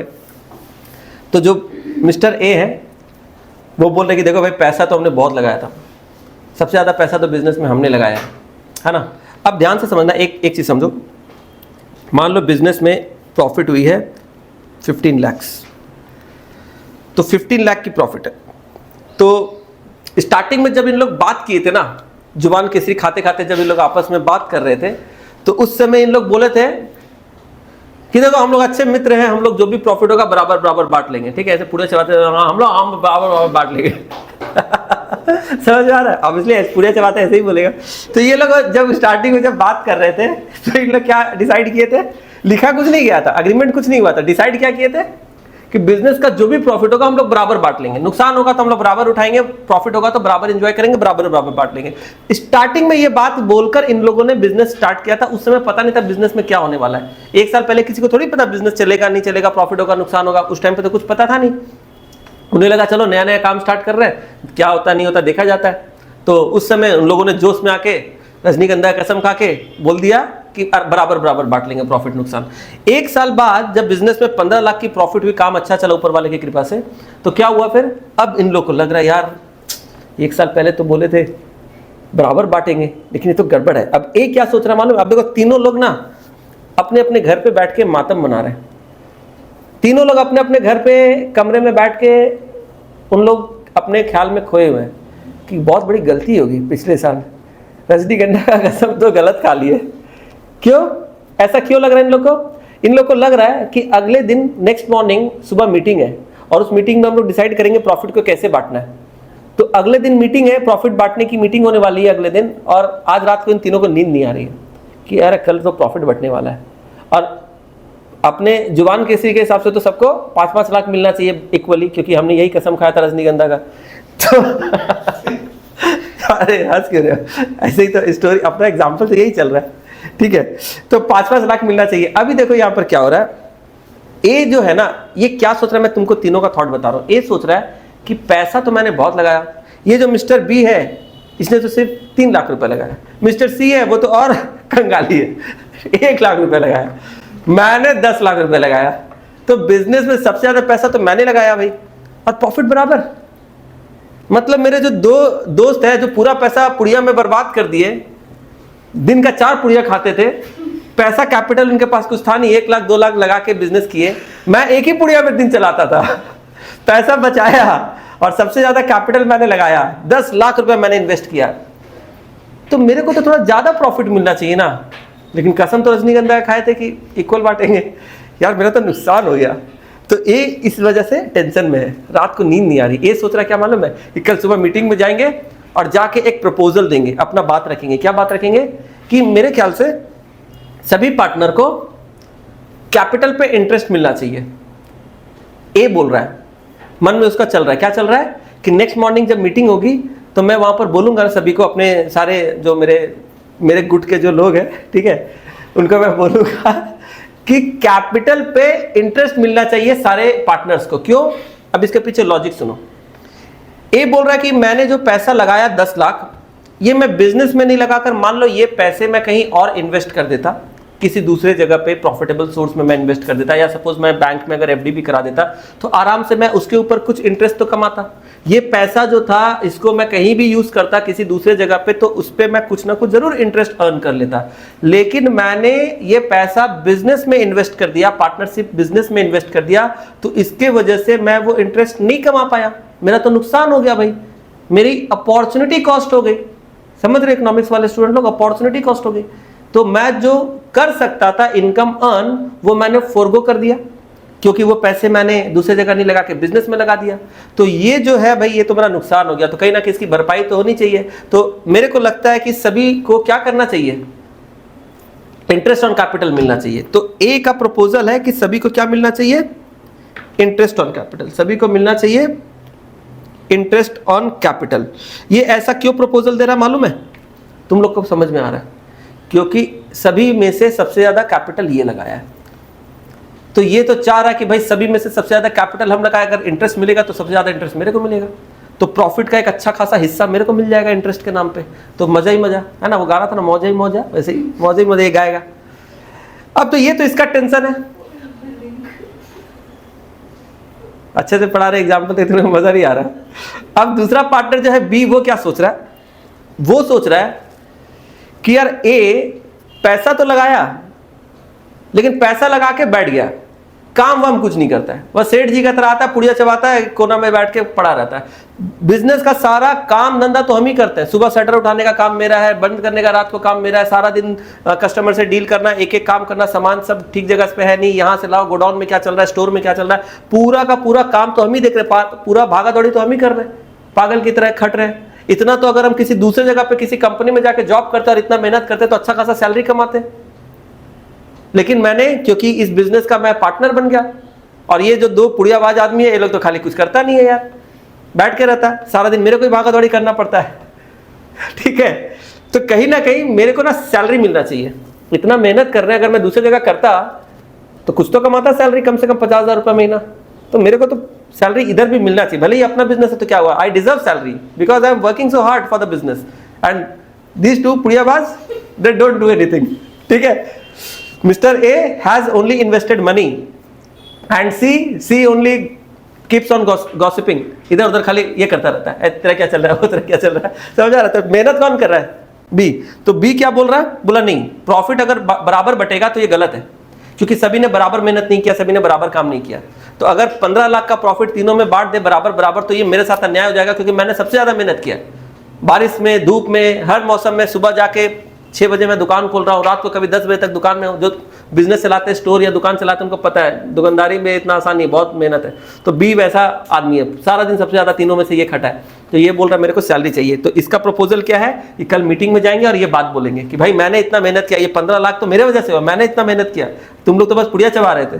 ठीक है, तो ये सैलरी डिमांड कर रहा है, ये बोल रहा है कल मैं प्रपोज करूंगा कि सभी को सैलरी मिलना चाहिए। ओके, सी का क्यों टेंशन है, इसको नींद क्यों नहीं आ रहा रात में? ये बोल रहा है यार ये जो दो लोग पुड़ियाबाज है, ए और बी, ये लोग क्या ही कर लेता मेरे बिना। ए तो पैसा लगा दिया, अमीर आदमी था, पिताजी का इतना वसीयत मिला था तो लगा दिया पैसा, कौन सा मेहनत करके लगाया। बी है, बी तो वैसे भी यार लेबर क्लास आदमी है, वो कहीं और जाता है खटता है, यहां पर भी खटा, बात बराबर है। तो वो भी क्या, मेन काम तो बिजनेस में हम किए। ये 15 लाख जो बिजनेस में प्रॉफिट हो तो मेरे वजह से हुआ। हम हैं मार्केटिंग के एक्सपर्ट। ठीक है, मैंने जाके मार्केट में घूम घूम कर क्लाइंट्स बनाए, कस्टमर बनाए, नेटवर्क बनाया, प्रोडक्ट को डिस्ट्रीब्यूट किया, अलग अलग लोकेशंस पे सेल और रेवेन्यू जनरेट किया। बिजनेस की जो प्रॉफिट आती है वो सेल से, रेवेन्यू से आती है, और रेवेन्यू वो बंदा लाता है जो मार्केटिंग और प्रमोशंस करता है, जो कनेक्शंस करता है, क्लाइंट के साथ टाई अप करता है, डिस्ट्रीब्यूटरशिप बनाता है अपना, डीलरशिप बनाता है अपना। बोला ये तो सब मैंने किया, फील्ड वर्क तो पूरा मैंने किया, इतना घूम घूम के इतना कुछ मैंने किया, तब जाके कंपनी का इतना टर्नओवर हुआ और अल्टीमेटली इतना प्रॉफिट हुआ। तो यार मेरे मेहनत के बिना ये लोग का क्या होता? ये लोग अपना पान पुड़िया चबाने में बिजी था, क्या ही कर लेता है ये लोग, प्रॉफिट ही नहीं रहेगा यार तो बिजनेस में क्या ही होगा। तो मेरे को लगता है कि ये प्रॉफिट का असली हकदार मैं हूं, मेरे वजह से ये हुआ है। और इसलिए इतना मेहनत से मैंने जो बिजनेस में इतना प्रॉफिट, इतना सेल्स बनाया, इसके ऊपर मेरा कुछ कमीशन तो बनता है। डायरेक्ट प्रॉफिट अगर बटेगा ना तो इनजस्टिस होगा। बिजनेस में कम से कम 50 लाख का मान लो सेल हुआ है, ठीक है, 50 लाख के सेल में से 15 लाख का प्रॉफिट है। तो सी को लग रहा है ये सेल तो मैं नहीं कराया भाई, इतने जगह पे भागा दौड़ी करके इतना कनेक्शंस बना के ये सेल मैंने कराया, तो कम से कम जो रेवेन्यू है, जो सेल्स है, टर्नओवर है, इसके ऊपर कुछ प्रॉफिट का कुछ कमीशन तो मेरे को बनता है कि मैंने मार्केटिंग प्रमोशन किया। तो इसको लग रहा है ना कि कल जब मीटिंग बैठेगा ना तो मैं यही बात करूंगा, मैं बोलूंगा भाई कमीशन चाहिए मुझको। अब ये तीनों लोग अपने अपने घर में बैठ के मीटिंग के एक रात पहले सोच रहे हैं। एक सोच रहा है मेरे को कैपिटल पे इंटरेस्ट चाहिए, दूसरा सोच रहा है मेरे को सैलरी चाहिए, तीसरा सोच रहा है कमीशन चाहिए। पहला को लग रहा है कि मेरे पैसे के बिना थोड़ी बिजनेस चल जाता।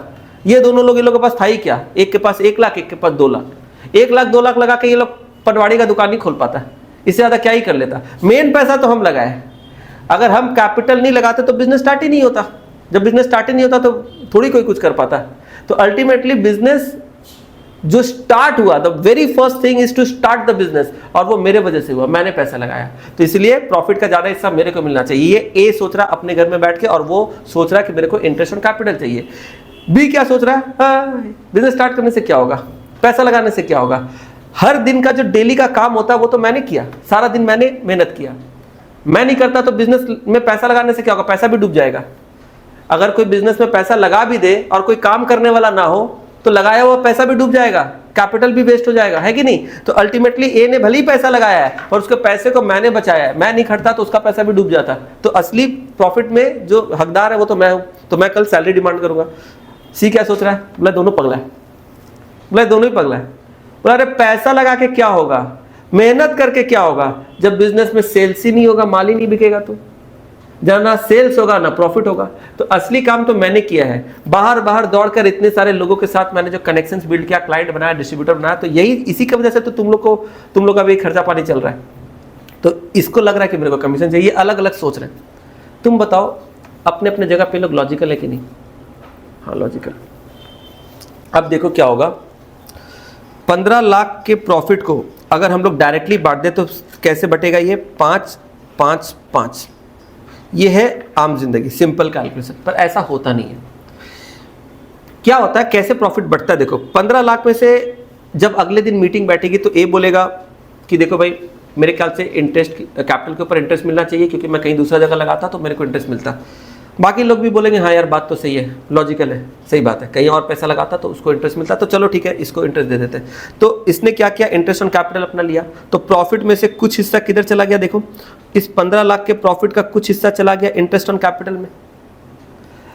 तो इंटरेस्ट ऑन कैपिटल तो सभी को मिलेगा, जिसने जितना कैपिटल लगाया तो उसके ऊपर मिलेगा इंटरेस्ट ऑन कैपिटल। फिर बी बोला कि देखो भाई मैंने इतना मेहनत किया, अपना सारा दिन मैंने जो खटा है, कहीं ना कहीं इसके ऊपर मेरे को सैलरी चाहिए, क्योंकि मैं कहीं और जॉब कर रहा था तो मेरे को इतना मिलता। बाकी लोग भी एग्री करेंगे हाँ यार बात तो सही है, चलो लॉजिकल, चलो तुमको सैलरी देते हैं। तो 15 लाख में से कुछ सैलरी में चला गया। फिर सी बोलेगा सेम बात कि देखो मैंने इतना मेहनत करके बिजनेस को इनकम दिया, जनरेट करके सेल्स दिया, प्रॉफिट दिया, तो मेरे को भी कमीशन कुछ मिलना चाहिए। बाकी लोग भी एग्री करेंगे, बोलेंगे ठीक है भाई चल तू भी कमीशन ले ले। तो 15 लाख की जो बिजनेस की प्रॉफिट हुई, इसमें से कुछ तो चला गया इंटरेस्ट ऑन कैपिटल देने में, कुछ चला गया सैलरी देने में, कुछ चला गया कमीशन देने में।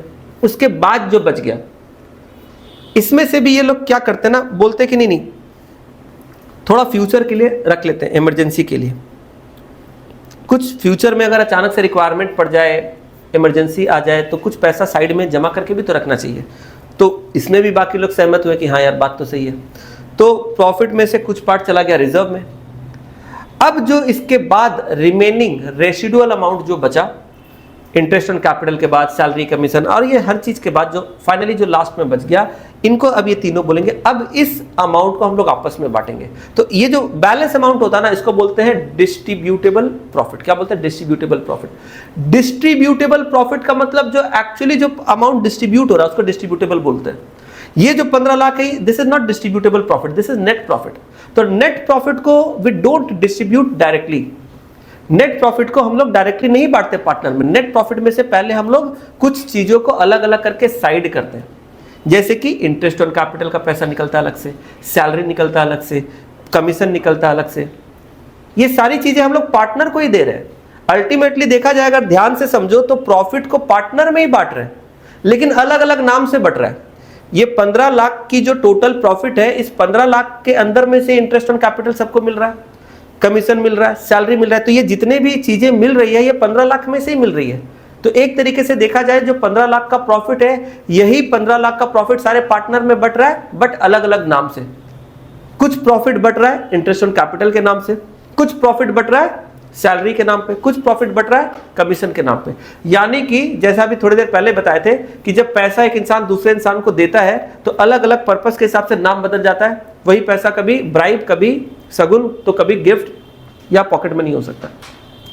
इसी तरीके से प्रॉफिट जब बढ़ती है ना, तो प्रॉफिट भी अगर डायरेक्टली बांट दे, मान लो फॉर एग्जांपल प्रॉफिट को डायरेक्टली बांट दिए, तब तो वो प्रॉफिट डिस्ट्रीब्यूटेबल प्रॉफिट हो गया। लेकिन प्रॉफिट को नॉर्मली डायरेक्टली नहीं बांटा जाता है। प्रॉफिट को अलग अलग पर्पस के लिए अलग अलग नामों से बांटते हैं, जैसे कि interest on capital, salary, commission, ये सब। और ये सब के बाद जो फाइनल अल्टीमेट रिमेनिंग प्रॉफिट होता है, उसको बोलते हैं डिस्ट्रीब्यूटेबल प्रॉफिट। फिर वो सारे पार्टनर में बढ़ता है। कैसे बढ़ता है, उसका एक स्पेसिफिक प्री डिफाइंड रेशियो होता है, जो बिजनेस स्टार्ट करने के टाइम पे पहले से वो लोग डिसाइड कर लेते हैं कि हमें किस रेशियो में बांटना है।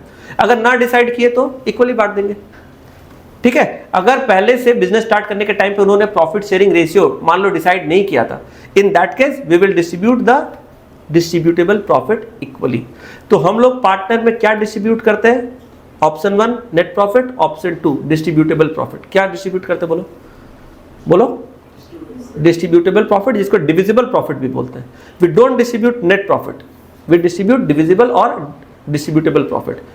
और ये कैसे आता है, this is the residual amount after deducting interest on capital, salary to partner, commission to partner, any reserve if any, and any other items. समझ में आ रहा है। ये सबको माइनस करने के बाद, डिडक्ट करने के बाद जो फाइनल आफ्टर डिडक्शन जो फाइनल अमाउंट, रिमेनिंग अमाउंट बचता है, इसको हम लोग बोलते हैं डिविजिबल प्रॉफिट या डिस्ट्रीब्यूटेबल प्रॉफिट। ये प्रॉफिट शेयरिंग रेशियो के हिसाब से पार्टनर्स में बांट दिया जाता है। ये प्रॉफिट शेयरिंग रेशियो पहले से प्री डिसाइडेड होता है, जो कि प्रॉब्लम में आपको दिया जाएगा। अगर ना दिया जाए, आप इक्वली बांट देना। समझ में आया। इस तरीके से बंटवारा होता है। अब एक चीज ध्यान से समझना, ये प्रॉफिट को मैंने अलग अलग नाम से जो पार्टनर में बांटा, प्रॉफिट को मैंने अलग अलग नाम से पार्टनर में बांटा। जैसे कि कुछ प्रॉफिट मैंने इंटरेस्ट ऑन कैपिटल के नाम से बांट दिया, कुछ प्रॉफिट मैंने सैलरी या कमीशन के नाम से बांट दिया। ये प्रॉफिट को जिस भी नाम से अलग अलग पार्टनर्स में बांटते हैं, इन सारी चीजों को मिलाकर हम लोग इस चैप्टर में बोलते हैं एप्रोप्रिएशन ऑफ प्रॉफिट। क्या बोलते हैं? Appropriation of profit. तो यहां पर इस चैप्टर में आपको दो फ्रेजेस मिलेंगे, एक को बोलते हैं चार्ज अगेंस्ट प्रॉफिट, एक को बोलते हैं appropriation of profit. Charge against profit और एप्रोप्रिएशन ऑफ प्रॉफिट। अभी इसके ऊपर एग्जाम में ऑब्जेक्टिव क्वेश्चन भी आते हैं और कभी कभी डिफरेंस भी आता है, तो अब इसको ध्यान से समझना। चार्ज अगेंस्ट प्रॉफिट का मतलब क्या होता है? चार्ज अगेंस्ट प्रॉफिट का सीधा मतलब होता है बिजनेस के वो खर्चे जो आप प्रॉफिट के अगेंस्ट चार्ज कर रहे हो, मतलब आप इनकम से डिडक्ट कर रहे हो। ध्यान से सुनना, चार्ज अगेंस्ट प्रॉफिट का मतलब बिजनेस के वो खर्चे जो आप अपने इनकम से डिडक्ट कर रहे हो, जिसके वजह से प्रॉफिट रिड्यूस हो रहा है। बिजनेस के वो खर्चे जो इनकम से आप डिडक्ट कर रहे हो, जिसके वजह से प्रॉफिट रिड्यूस हो रहा है, इसको बोलते हैं चार्ज अगेंस्ट प्रॉफिट। बोलो सर समझ नहीं आया, बहुत कॉम्प्लेक्स लग रहा है। तो सिंपल समझो, पीएल का डेबिट का आइटम, कहानी खत्म। ठीक है, हम लोग अपने फाइनल अकाउंट में जो भी आइटम्स ट्रेडिंग और पीएल में डेबिट साइड में लिखते हैं, वो सारे क्या है? चार्ज अगेंस्ट प्रॉफिट, क्योंकि ये वो सारे खर्चे होते हैं जिसके वजह से प्रॉफिट हमारी रिड्यूस होती है। तुमको समझ में आ रहा है? जैसे कि हम लोग ट्रेडिंग और पीएल के डेबिट में क्या लिखते हैं? खर्चे लिखते हैं। ट्रेडिंग के डेबिट में लिखते हैं डायरेक्ट एक्सपेंसेस, पीएल के डेबिट में लिखते हैं इनडायरेक्ट एक्सपेंसेस। अल्टीमेटली दोनों तो एक्सपेंसेस ही हैं, और इनके वजह से हमारी जो बिजनेस की अल्टीमेट प्रॉफिट होती है वो कम जाती है कि बढ़ जाती है? बोलो कम जा। डेबिट में जितना खर्चा लिखते जाएंगे ट्रेडिंग पीएल में, हमारा फाइनल प्रॉफिट उतना रिड्यूस होता जाएगा। यानी कि जितना खर्चा बढ़ रहा है वो हमारे इनकम को रिड्यूस कर रहा है। इसी को बोलते हैं charge against profit. You are charging the expenses against your profit. समझ में आ रहा है? यानी आपके खर्चे आपके इनकम को कम कर रहे हैं। समझ में आ रहा है? इनकम को काट रहे, घटा रहे हैं। तो खर्चों को बेसिकली बोला जाता है चार्ज अगेंस्ट प्रॉफिट। तो चार्ज अगेंस्ट प्रॉफिट का मन में सिंपल मतलब है बिजनेस के खर्चे, बिजनेस एक्सपेंसेस, या सिंपल तरीके से समझो ट्रेडिंग और पीएल का डेबिट आइटम। ये क्या है? Charge against profit. दूसरा क्या है? Appropriation of profit. Appropriation of profit का मतलब होता है प्रॉफिट का बंटवारा, प्रॉफिट का डिवीजन। यानी फाइनली जो आपने प्रॉफिट को कमाया, उस प्रॉफिट को आप अलग अलग नामों से बांटते हो। प्रॉफिट जो आपने कमाया उसको अलग अलग नाम से आप बांट रहे हो, डिस्ट्रीब्यूट कर रहे हो अपने पार्टनर के साथ।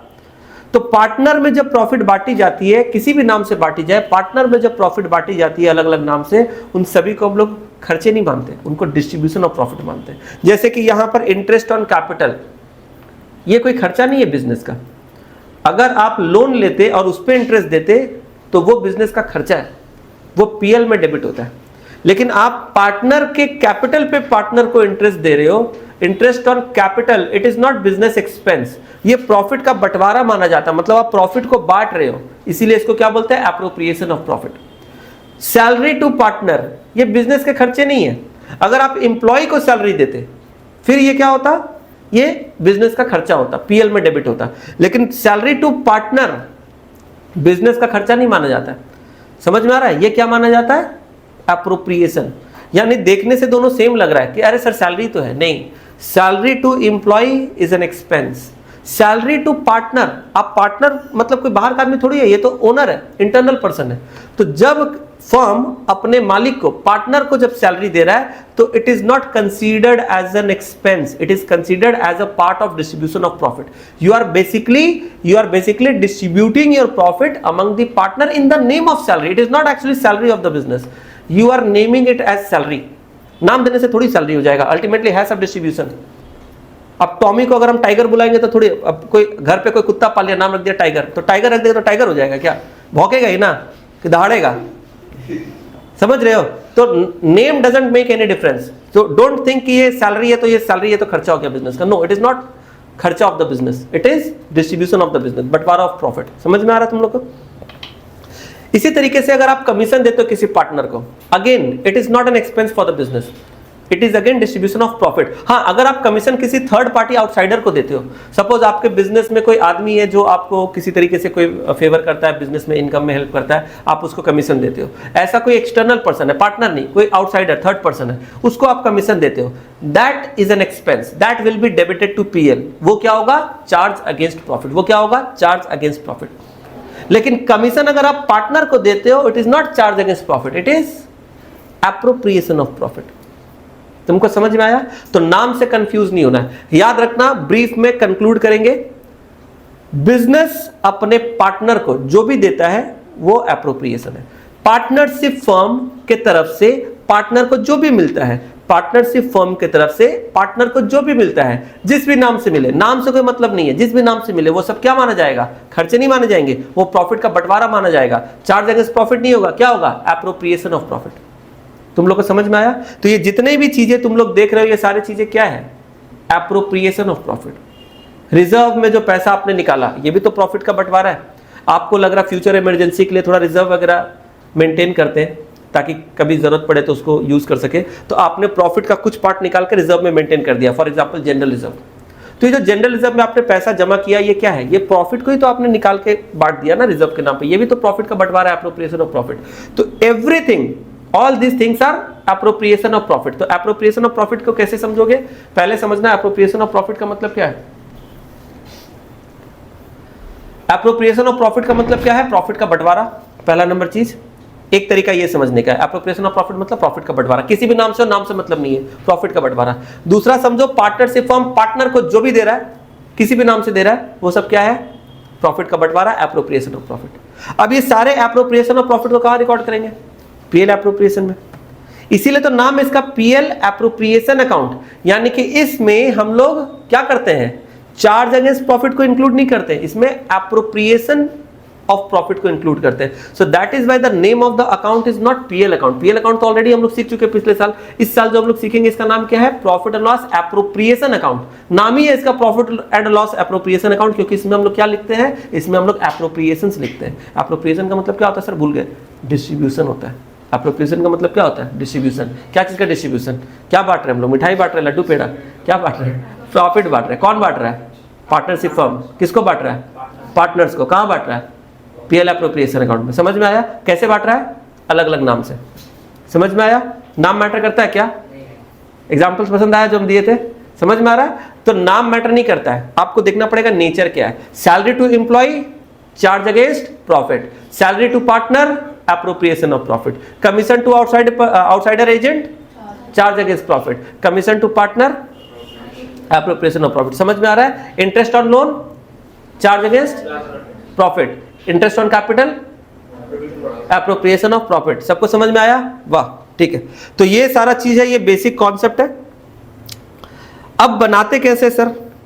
सब तो समझ गए, बस वैसे ही बनाते जैसा पीएल बनता था। तो ये तो नोट नहीं करना था, ठीक है, ये समझने का कहानी था। अब नोट करने वाला चीज दिखाते थोड़ा सा।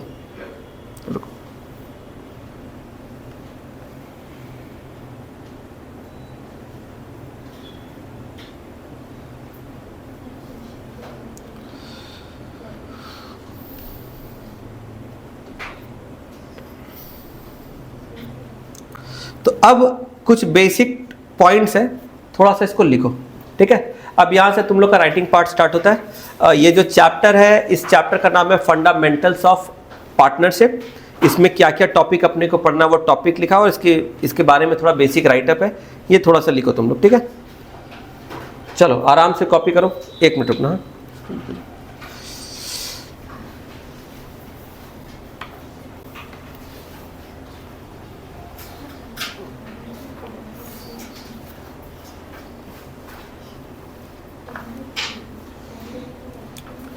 चलो कॉपी करो।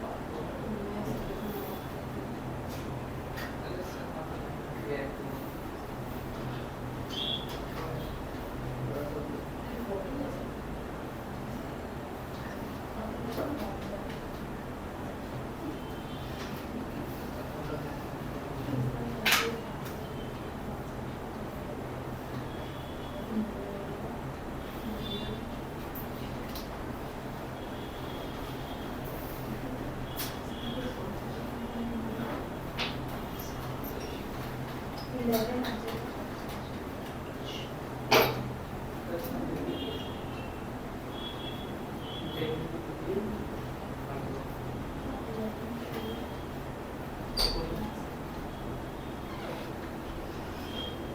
पास रखना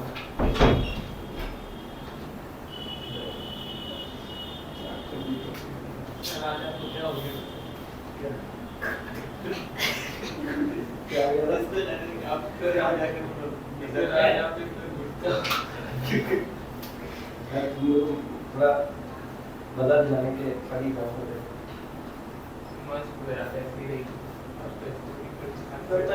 काम ऐसे ही रहता है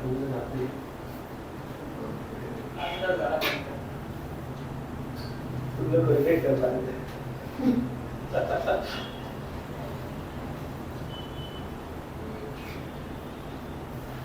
मेरा नजदीक का कस्टमर तो ये नहीं है आपके साथ में नहीं है तो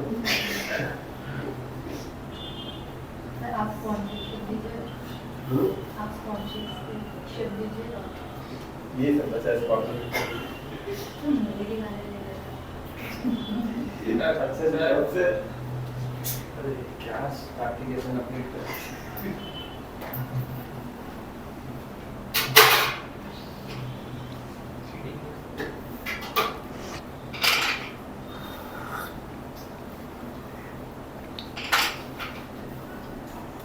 हो जाएगा बताना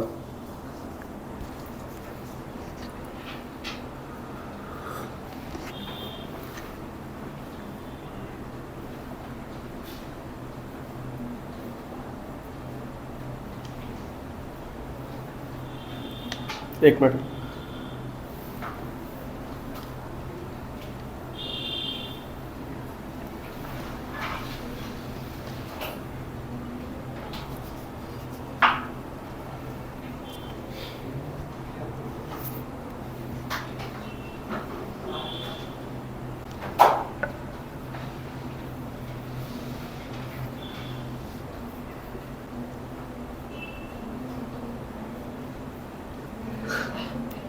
ऊपर का हो गया ना लिखना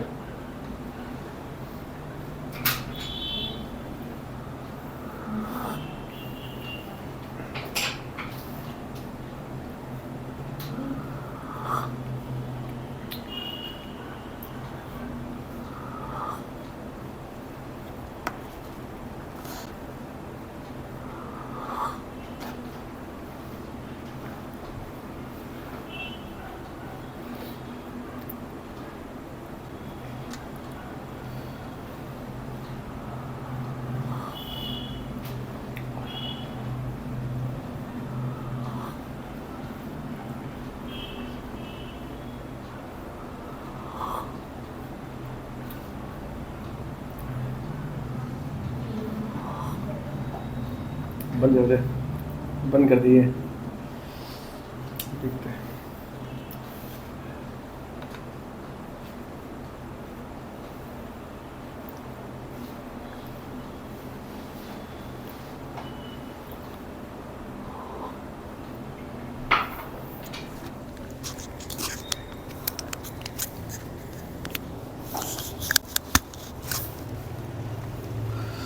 हो गया ऊपर वाला पैराग्राफ हो गया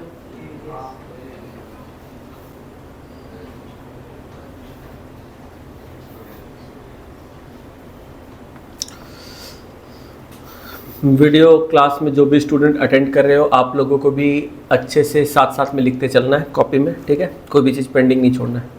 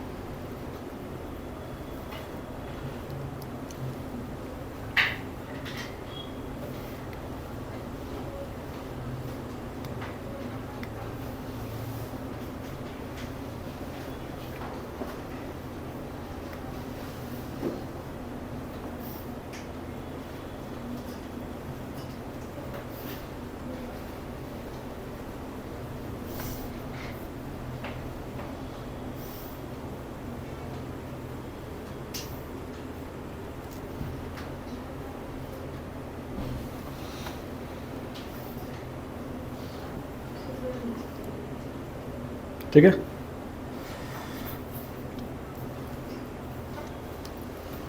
थोड़ा सा स्पीड में लिखना फटाफट, ठीक है।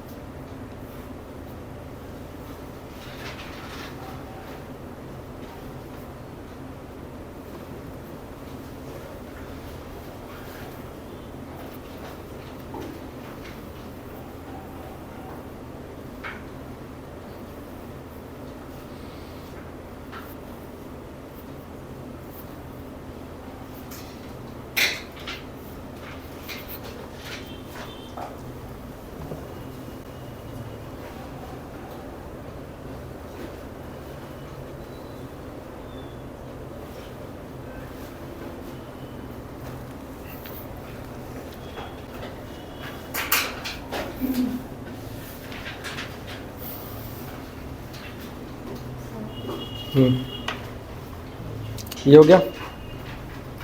इसके बाद से ना ये फॉर्मेट है, ठीक है। स्ट्रक्चर देखोगे तो बिल्कुल पीएल अकाउंट की तरह है। पर्टिकुलर 2 अमाउंट का कॉलम, अगेन पर्टिकुलर 2 अमाउंट का कॉलम, ठीक है। जिस तरीके से मैंने हेडिंग वगैरह दिया है तुम लोगों को बिल्कुल इसी तरीके से लिखना है, इसी तरीके से हेडिंग देना है, ठीक है।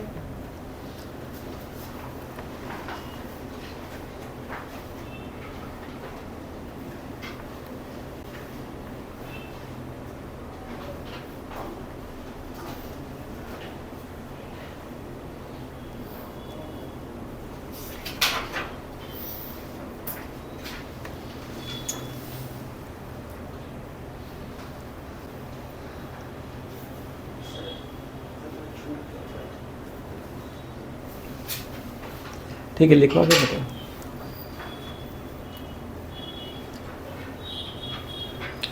बाद में लिख लेना, लिखो आगे।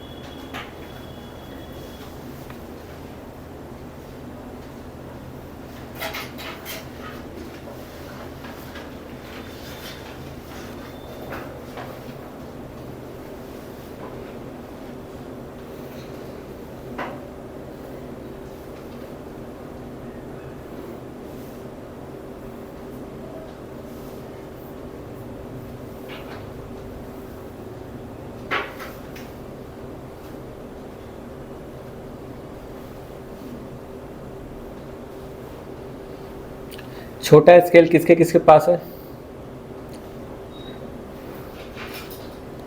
1 साल बीत गया, अभी भी छोटे स्केल से काम चला रहे हैं, अब तो एग्जाम है। इसलिए तुम्हारा पेपर नहीं कंप्लीट होगा। जल्दी बड़ा स्केल लो, ठीक है। सभी लोग बड़ा स्केल ले लो, ट्रांसपेरेंट, ठीक है। 1 फुट का जो आता है 12 इंच वाला, वो ले लेना। और ट्रांसपेरेंट लेने से क्या होगा ना, तुम लोग देख पाओगे जो मेजरमेंट है, विथ कितना है पर्टिकुलर अमाउंट का, ठीक है। वुडन मत लेना और मेटल वाला भी मत लेना मेरे ख्याल से।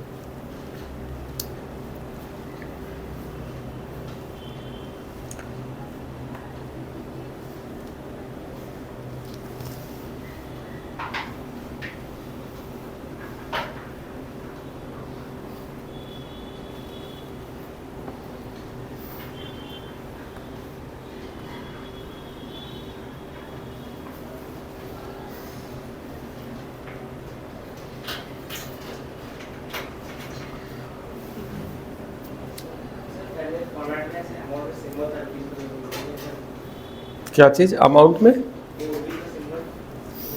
लिख दो ना।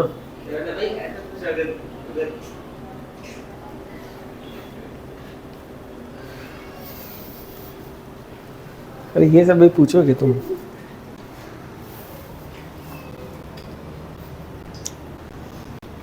जल्दी जल्दी लिखो।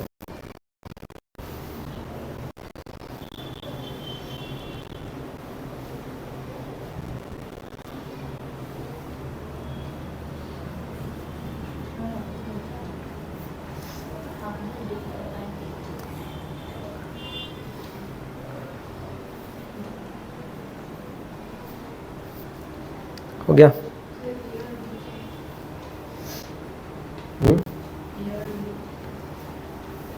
ये पूरा कॉपी करना है।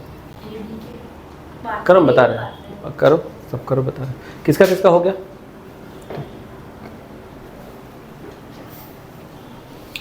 चलो, तो ये है फॉर्मेट। ये सिर्फ एक इलस्ट्रेटिव पर्पस के लिए है। ए एंड बी जो है ये एक्चुअली में पार्टनर को यहाँ पर इंडिकेट कर रहे हैं, ठीक है। तो वो जब हम लोग सम्स करेंगे तो अच्छे से समझ में आएगा। जस्ट मैंने एज्यूम किया है कि ए और बी दो पार्टनर है बिजनेस में, ठीक है। तुम देखो यहाँ पर commission to partner A, salary to partner B, इस तरीके से लिखा हुआ है। चलो, इसके बाद जल्दी फास्ट पेपर कैसे कंप्लीट करोगे तुम लोग? चलो तब तक एक काम करो, ये नोट लिखो, जिनका हो गया ये नोट लिखो एकदम जल्दी जल्दी लिखो ना तुम।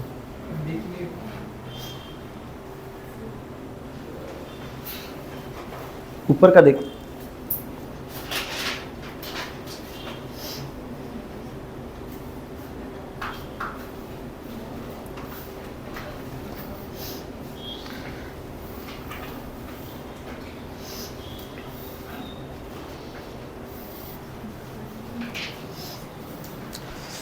तुम कथा कहानी करो मत, लिखो जल्दी, इधर रखो। इसमें क्यों खर्चा किए?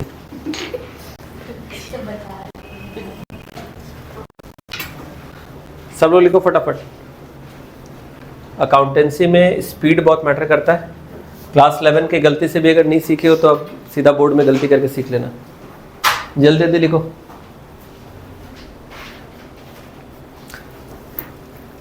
और देख कर भी नहीं लिख पाओगे तब तो एग्जाम में कॉपी भी नहीं कर पाओगे।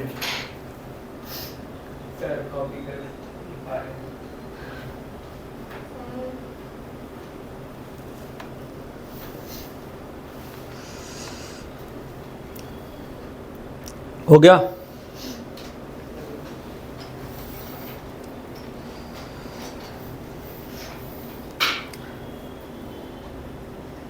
क्लास 11-12 में इरेजर कौन यूज करता है?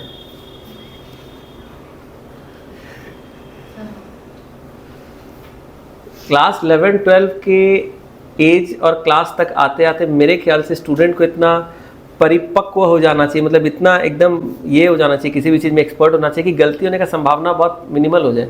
इरेजर तो मतलब एकदम कम ही यूज़ करना है। पर हम देखते हैं बहुत सारे स्टूडेंट क्या करते हैं, पहले गलती करेंगे फिर इरेज करेंगे, और कुछ महान स्टूडेंट तो वाइटनर लेके जाते हैं। वो गलती करेंगे फिर उसको वाइट करेंगे फिर उसके ऊपर लिखेंगे। इतना समय किसके पास है बाबा? ये कोई मतलब क्या प्रोजेक्ट बुक या कोई स्क्रैप पेपर वैसा कुछ है क्या? एग्जाम में उतना टाइम कहाँ है वाइटनर और ये। इसीलिए कोई भी ज़्यादा आर्टिस्टिक चीज़ में दिमाग मत लगाओ, फटाफट लिखना है, जल्दी लिखना है, ट्राई करना है कि करेक्ट लिखना है, ठीक है। उतना इरेजर पेंसिल का यूज़ कम करो अगर कोई कर रहा है तो। समझ में आया? चलो ये हो गया एक पॉइंट। इसके बाद लिखो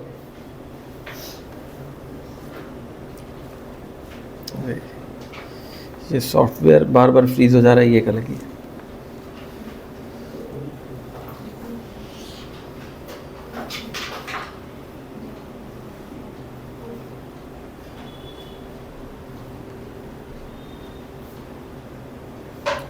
चलो सेकंड पॉइंट लिखो सब लोग।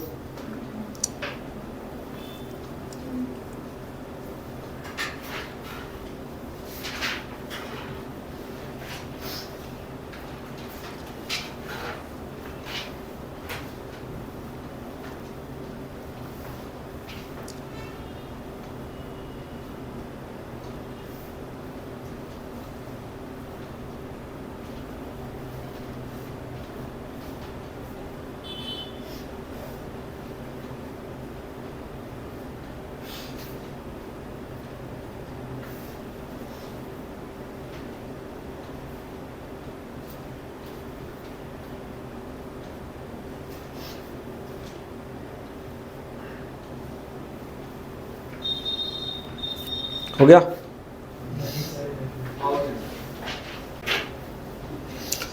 तो देखो अगर ध्यान से हम लोग देखेंगे इस फॉर्मेट को, चलो थोड़ा सा एक्सप्लेन करते हैं। अगर हम लोग इस फॉर्मेट को ध्यान से देखेंगे तो हेडिंग बिल्कुल उसी तरह से जैसा ट्रेडिंग पीएल में देते थे, in the books of profit and loss account की जगह लिख देंगे profit and loss appropriation account, ठीक है। फॉर द ईयर एंडेड जैसा ट्रेडिंग या पीएल में लिखते थे फॉर द ईयर एंडेड, इसमें भी सेम स्टाइल में लिखेंगे फॉर द ईयर एंडेड और उसके बगल में last date of accounting year लिख देंगे जैसे 31 मार्च, ठीक है। फॉर्मेट बिल्कुल पीएल जैसा है। हम लोग जब ट्रेडिंग अकाउंट बनाते थे तो ट्रेडिंग अकाउंट से जो ग्रॉस प्रॉफिट मिलता था अपने को डेबिट साइड में, उसको हम लोग पीएल में किधर ट्रांसफर करते थे, क्रेडिट में। ग्रॉस प्रॉफिट जो ट्रेडिंग में मिलता था उसको हम लोग पीएल में क्रेडिट साइड में ट्रांसफर करते थे। बिल्कुल सेम स्टाइल में पीएल अकाउंट के डेबिट में जो नेट प्रॉफिट हमें मिलेगा उसे हम लोग पीएल एप्रोप्रिएशन के क्रेडिट में ट्रांसफर करेंगे बाई साइड में, यानी कि जैसे पीएल में मान लो लास्ट में क्या आया टू नेट प्रॉफिट, उसको हम लोग पीएल एप्रो में क्या करेंगे बाई नेट प्रॉफिट बोल के ट्रांसफर करेंगे। ये एक्चुअली में ये जो पीएल एप्रोप्रिएशन अकाउंट है ना, ये पीएल अकाउंट का एक्सटेंशन है। तो पार्टनरशिप बिजनेस में किस तरीके से बनाया जाता है, पहले ट्रेडिंग बनाते हैं, फिर उसके बाद एक्सटेंड करके उसको पीएल बनाते हैं, फिर उसके नीचे और फिर पीएल को एक्सटेंड करके उसके नीचे क्या बनाता है, पीएल एप्रोप्रिएशन। मतलब सिंगल फॉर्मेट में ट्रेडिंग अकाउंट, पीएल अकाउंट और पीएल एप्रोप्रिएशन अकाउंट ये एक साथ बनता है। पर हमें अपने सिलेबस में ट्रेडिंग पीएल नहीं बनाना, बस ये सेक्शन बनाना है। समझ में आ रहा है तुम लोग को? तो सबसे पहला आइटम जब हम लोग पीएल एप्रोप्रिएशन अकाउंट जब एग्जाम में बनाएंगे तो सबसे पहले क्या करेंगे, सबसे पहले बाई साइड में यानी क्रेडिट साइड में हम लोग नेट प्रॉफिट लिख लेंगे। देखो बाई नेट प्रॉफिट ऐसा लिख सकते हो, बाई नेट प्रॉफिट, नीचे डैश देके लिख सकते हो profit and loss account transfer from profit and loss account, या सीधा लिख सकते हो by profit and loss account, नीचे डैश देके लिख सकते हो नेट प्रॉफिट। तो दोनों तरीका चलेगा, कोई प्रॉब्लम नहीं है। समझ में आ रहा है? बाई नेट प्रॉफिट लिखो, उसके नीचे डैश देके लिखो ट्रांसफर फ्रॉम पीएल, या फिर बाई पीएल अकाउंट नीचे डैश देके लिखो नेट प्रॉफिट। जैसे भी लिखना है वो दोनों तरीका प्रेजेंटेशन का, पर सबसे पहले तुमको नेट प्रॉफिट लिख लेना है, पहला काम ये करना है। इसके बाद जिस भी नाम से प्रॉफिट को बांट रहे हो, ध्यान से सुनना, जिस भी नाम से प्रॉफिट को बांट रहे हो वो सब डेबिट साइड में लिख दो। जैसे पीएल अकाउंट में हम लोग डेबिट में क्या लिखते हैं, खर्चे यानी कि charge against profit. PL appropriation account में क्या लिखेंगे, एप्रोप्रिएशंस। डेबिट में क्या लिखेंगे, एप्रोप्रिएशन। मतलब प्रॉफिट को जिस नाम से भी बांट रहे हो वो सब कुछ डेबिट में लिख दो। अगर इंटरेस्ट ऑन कैपिटल के नाम से प्रॉफिट बढ़ रहा है तो वो लिख दो। सैलरी या कमीशन किसी पार्टनर को दे रहे हो वो लिख दो। कुछ और नाम से भी बांट रहे हो वो भी लिख दो। रिजर्व में कुछ जा रहा है वो भी लिख दो। सब कुछ देने के बाद लास्ट में बैलेंसिंग फिगर से जो अमाउंट बचता है उसको क्या बोलते हैं, डिविजिबल प्रॉफिट। क्या बोलते हैं, डिविजिबल प्रॉफिट या डिस्ट्रीब्यूटेबल प्रॉफिट। इस डिविजिबल या डिस्ट्रीब्यूटेबल प्रॉफिट को हम लोग क्या करते हैं, कैपिटल अकाउंट में ट्रांसफर करते हैं। यहां पर मैंने लिखा पार्टनर्स कैपिटल और करेंट अकाउंट, इसके बारे में बाद में बात करते हैं। फिलहाल तुम इतना समझो कि प्रॉफिट का जो बंटवारा होता है उसको किधर ट्रांसफर करते हैं, कैपिटल अकाउंट में। प्रॉफिट को किधर बांट के ट्रांसफर करते हैं, कैपिटल। ये भी हम लोगों ने क्लास के स्टार्टिंग में ही बात किया था कि प्रॉफिट को जो हम लोग बांटते हैं, बांटने के बाद पार्टनर के रिस्पेक्टिव कैपिटल में ट्रांसफर कर देते हैं। ये बात किए थे ना। तो प्रॉफिट जो बढ़ता है ना उसको क्या करते हैं, पार्टनर के रिस्पेक्टिव कैपिटल में ट्रांसफर कर देते हैं। इसीलिए तुम देखो डिविजिबल प्रॉफिट में हमने क्या किया, पार्टनर्स कैपिटल अकाउंट लिखा। ठीक है। अच्छा, जिस तरीके से इंटरेस्ट ऑन कैपिटल हम लोग लिखते हैं पीएल एप्रोप्रिएशन अकाउंट के डेबिट में, कभी कभी प्रॉब्लम में आपको दिया रहेगा इंटरेस्ट ऑन ड्रॉइंग। तो कैपिटल का उल्टा होता है ड्राइंग, ये तो हम लोग जानते हैं, क्लास 11 में ही सीखे थे। इसी तरीके से इंटरेस्ट ऑन कैपिटल का ऑपोजिट है इंटरेस्ट ऑन ड्राइंग। तो इंटरेस्ट ऑन कैपिटल अगर हम लोग डेबिट में लिखते हैं तो हम लोग इंटरेस्ट ऑन ड्राइंग किधर लिखेंगे, रिवर्स साइड ऑपोजिट में, यानी क्रेडिट में, बाई साइड में। ये तो हो गया सिंपल सा answer, easy to remember. Interest on capital debit side में, टू साइड में, इंटरेस्ट ऑन ड्राइंग क्रेडिट में, बाई साइड में। इसके पीछे का जो लॉजिक आखिर ऐसा क्यों करते हैं वो थोड़ा बाद में समझेंगे। अभी इसके बाद जब नेक्स्ट एक्सप्लेनेशन होगा उसमें हम लोग सीखेंगे। फिलहाल अभी फॉर्मेट के हिसाब से और इजी टू रिमेंबर के हिसाब से क्या याद रखना है, interest on capital debit, interest on drawing credit, that's it. अब तुम लोग ध्यान से देखोगे इस फॉर्मेट में कि प्रॉफिट से मैंने दो चीजों को माइनस किया है। ये दो चीजों को मैंने क्यों माइनस किया है, ये फिलहाल इसको भी मैं होल्ड पे रख रहा हूँ। ये जैसे जैसे हम लोग अपने चैप्टर में आगे बढ़ेंगे, अलग अलग वैरायटी के प्रॉब्लम करेंगे, ये सारी चीजें आती चली जाएंगी। ठीक है। तो अभी जो चीजें मैं बता रहा हूँ और जो चीजों को मैं होल्ड पे रख रहा हूँ, सबके पीछे कुछ रीजन है। ऐसा मत सोचना कि सर आपने ये क्यों नहीं बताया, ये थोड़े बाद में बताएंगे। ठीक है। चलो, इसके बाद मैंने कुछ दो इंपॉर्टेंट पॉइंट्स, फॉर्मेट के बाद मैंने दो इंपॉर्टेंट पॉइंट नीचे लिखवाए। ये दो इंपॉर्टेंट पॉइंट में मैंने क्या लिखवाया बोलो, मैंने वही सारी चीजें लिखाई जो बताई थी अभी थोड़ी देर पहले, कि interest on capital salary, commission to partner, ये सारे जो है इनको क्या बोलते हैं, एप्रोप्रिएशन। और जो खर्चे हम लोग प्रॉफिट से हम लोग चार्ज करते हैं उसको बोलते हैं चार्ज अगेंस्ट प्रॉफिट। सेम चीज मैंने यहाँ पर लिख दिया है नोट के फॉर्म में। Revenue expenses which are deducted from income in the debit side of PL in order to arrive at the net profit are called charge against profit। Profit को कैलकुलेट करने के लिए पीएल के debit में जिन खर्चों को हम लोग लिखते हैं, इनकम से डिडक्ट करते हैं, उनको बोलते हैं charge against profit. Example, rent paid, salary paid, depreciation, ये सब क्या है, charge against profit. Net profit is distributed among partners in various forms and these are called appropriation of profit. ठीक है, चलो इसके बाद कुछ और चीज़ें हैं यहाँ पर। आज न्यूमेरिकल हम लोग कुछ नहीं करते हैं, ठीक है, क्योंकि फंडामेंटल कॉन्सेप्ट और नोट्स को पहले समझ लेते हैं फिर आगे। चलो, ये एक इंपॉर्टेंट नोट है, इसके ऊपर एग्जाम में अलग से भी क्वेश्चन आता है, ये बहुत इंपॉर्टेंट है। अगर मान लो किसी पार्टनरशिप बिजनेस में पार्टनरशिप डीड नहीं है और किसी बात पे पार्टनर्स के बीच आपस में डिस्प्यूट हो जाता है, क्लास ऑफ ओपिनियन हो जाता है, तो इसे कैसे रिजॉल्व करेंगे, इसके लिए पार्टनरशिप एक्ट में कुछ लीगल प्रोविजन दिए गए हैं। तो वो लीगल प्रोविजन क्या है वो इधर लिखा हुआ है। चलो इसको नोट डाउन करो, ये दिस इज वेरी इंपॉर्टेंट, ठीक है, इसको नोट डाउन करो।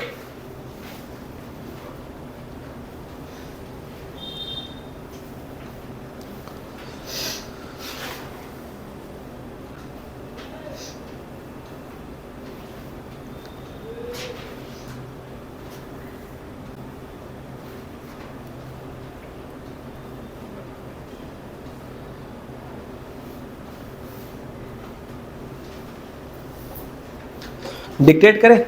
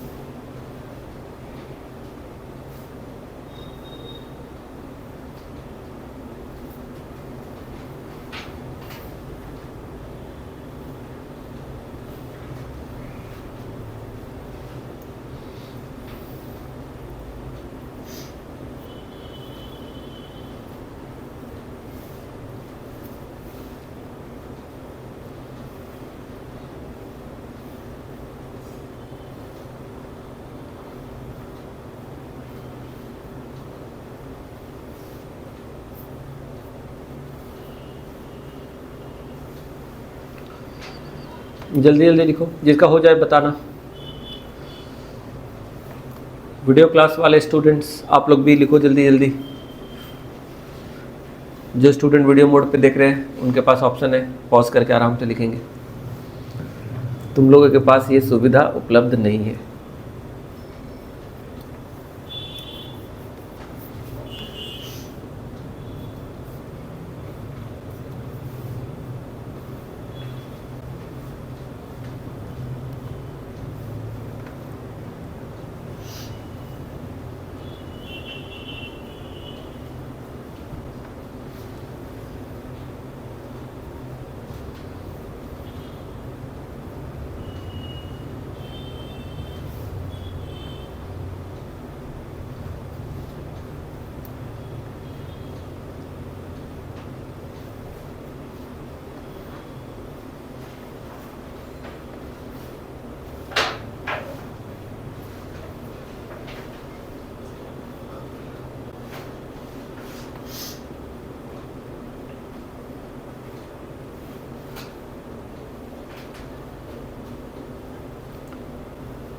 हो गया, जिसका जिसका हो जाए, ठीक है, गुड।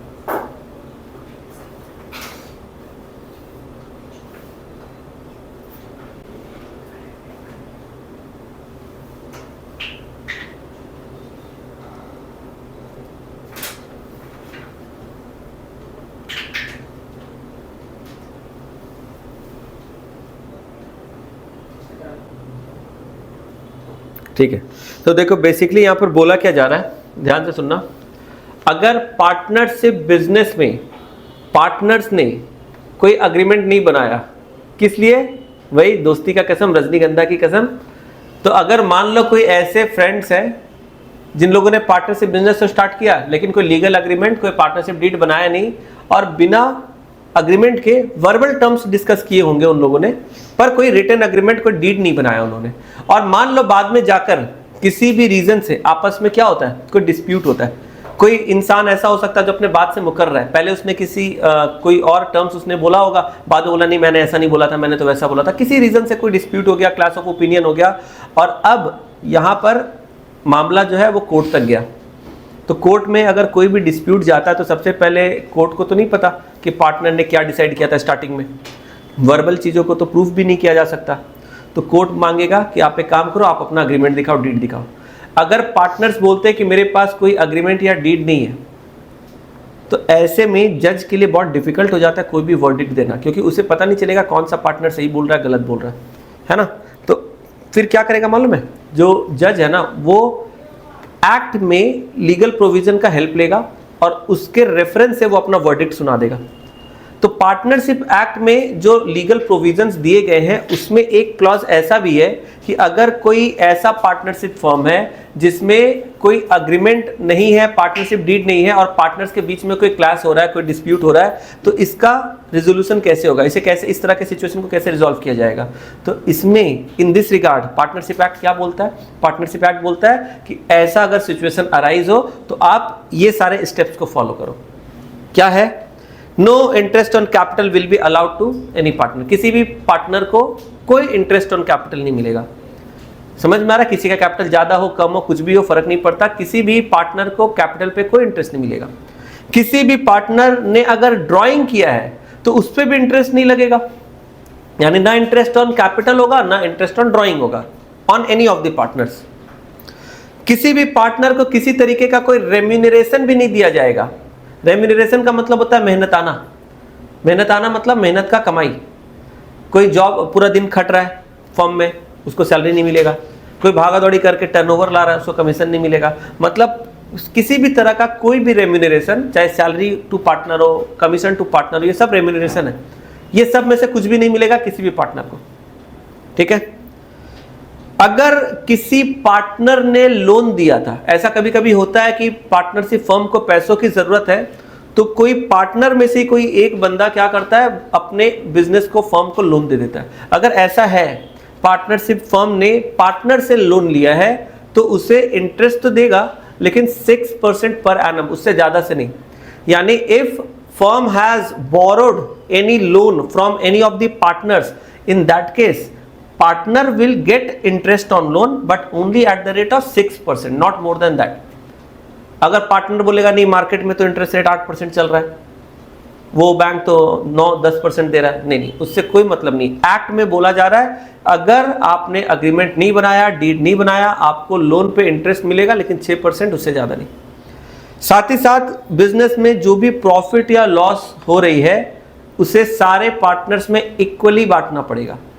किसी का कैपिटल ज़्यादा हो कम हो, किसी ने ज़्यादा मेहनत किया कम मेहनत किया, ये सबसे कोई लेना देना नहीं। सारे पार्टनर्स में प्रॉफिट होगा तो सभी में इक्वल बटेगा, अगर लॉस होगा तो भी इक्वल बटेगा। यानी ये सारे जो भी पॉइंट्स हमने देखे ABCDE, ये कब हम लोग को यूज़ करना है, ये सारे प्रोविज़न को कब फॉलो करना है, when there is no partnership deed and dispute arises among the partner, तो in that case we will follow this provision. आज के अपने लेक्चर को हम लोग यहाँ तक रखते हैं। नेक्स्ट क्लास में हम लोग जब पार्टनरशिप के टॉपिक को आगे बढ़ाएंगे तो हम लोग क्या करेंगे, हमने जो भी आज नोट्स देखा, फॉर्मेट जो देखा, इसको जस्ट एक बार गो थ्रू कर लेना। नेक्स्ट क्लास में हम लोग न्यूमेरिकल करेंगे, PL एप्रोप्रिएशन कैसे बनाते हैं, उसमें अलग अलग क्या क्या तरह के वैरायटीज ऑफ प्रॉब्लम आते हैं, वो थोड़ा थोड़ा करके बात करेंगे और नया चीज़ बताएंगे, ठीक है। चलो आज के क्लास को यहाँ पर एंड करते हैं। Thank you so much, bye bye, take care.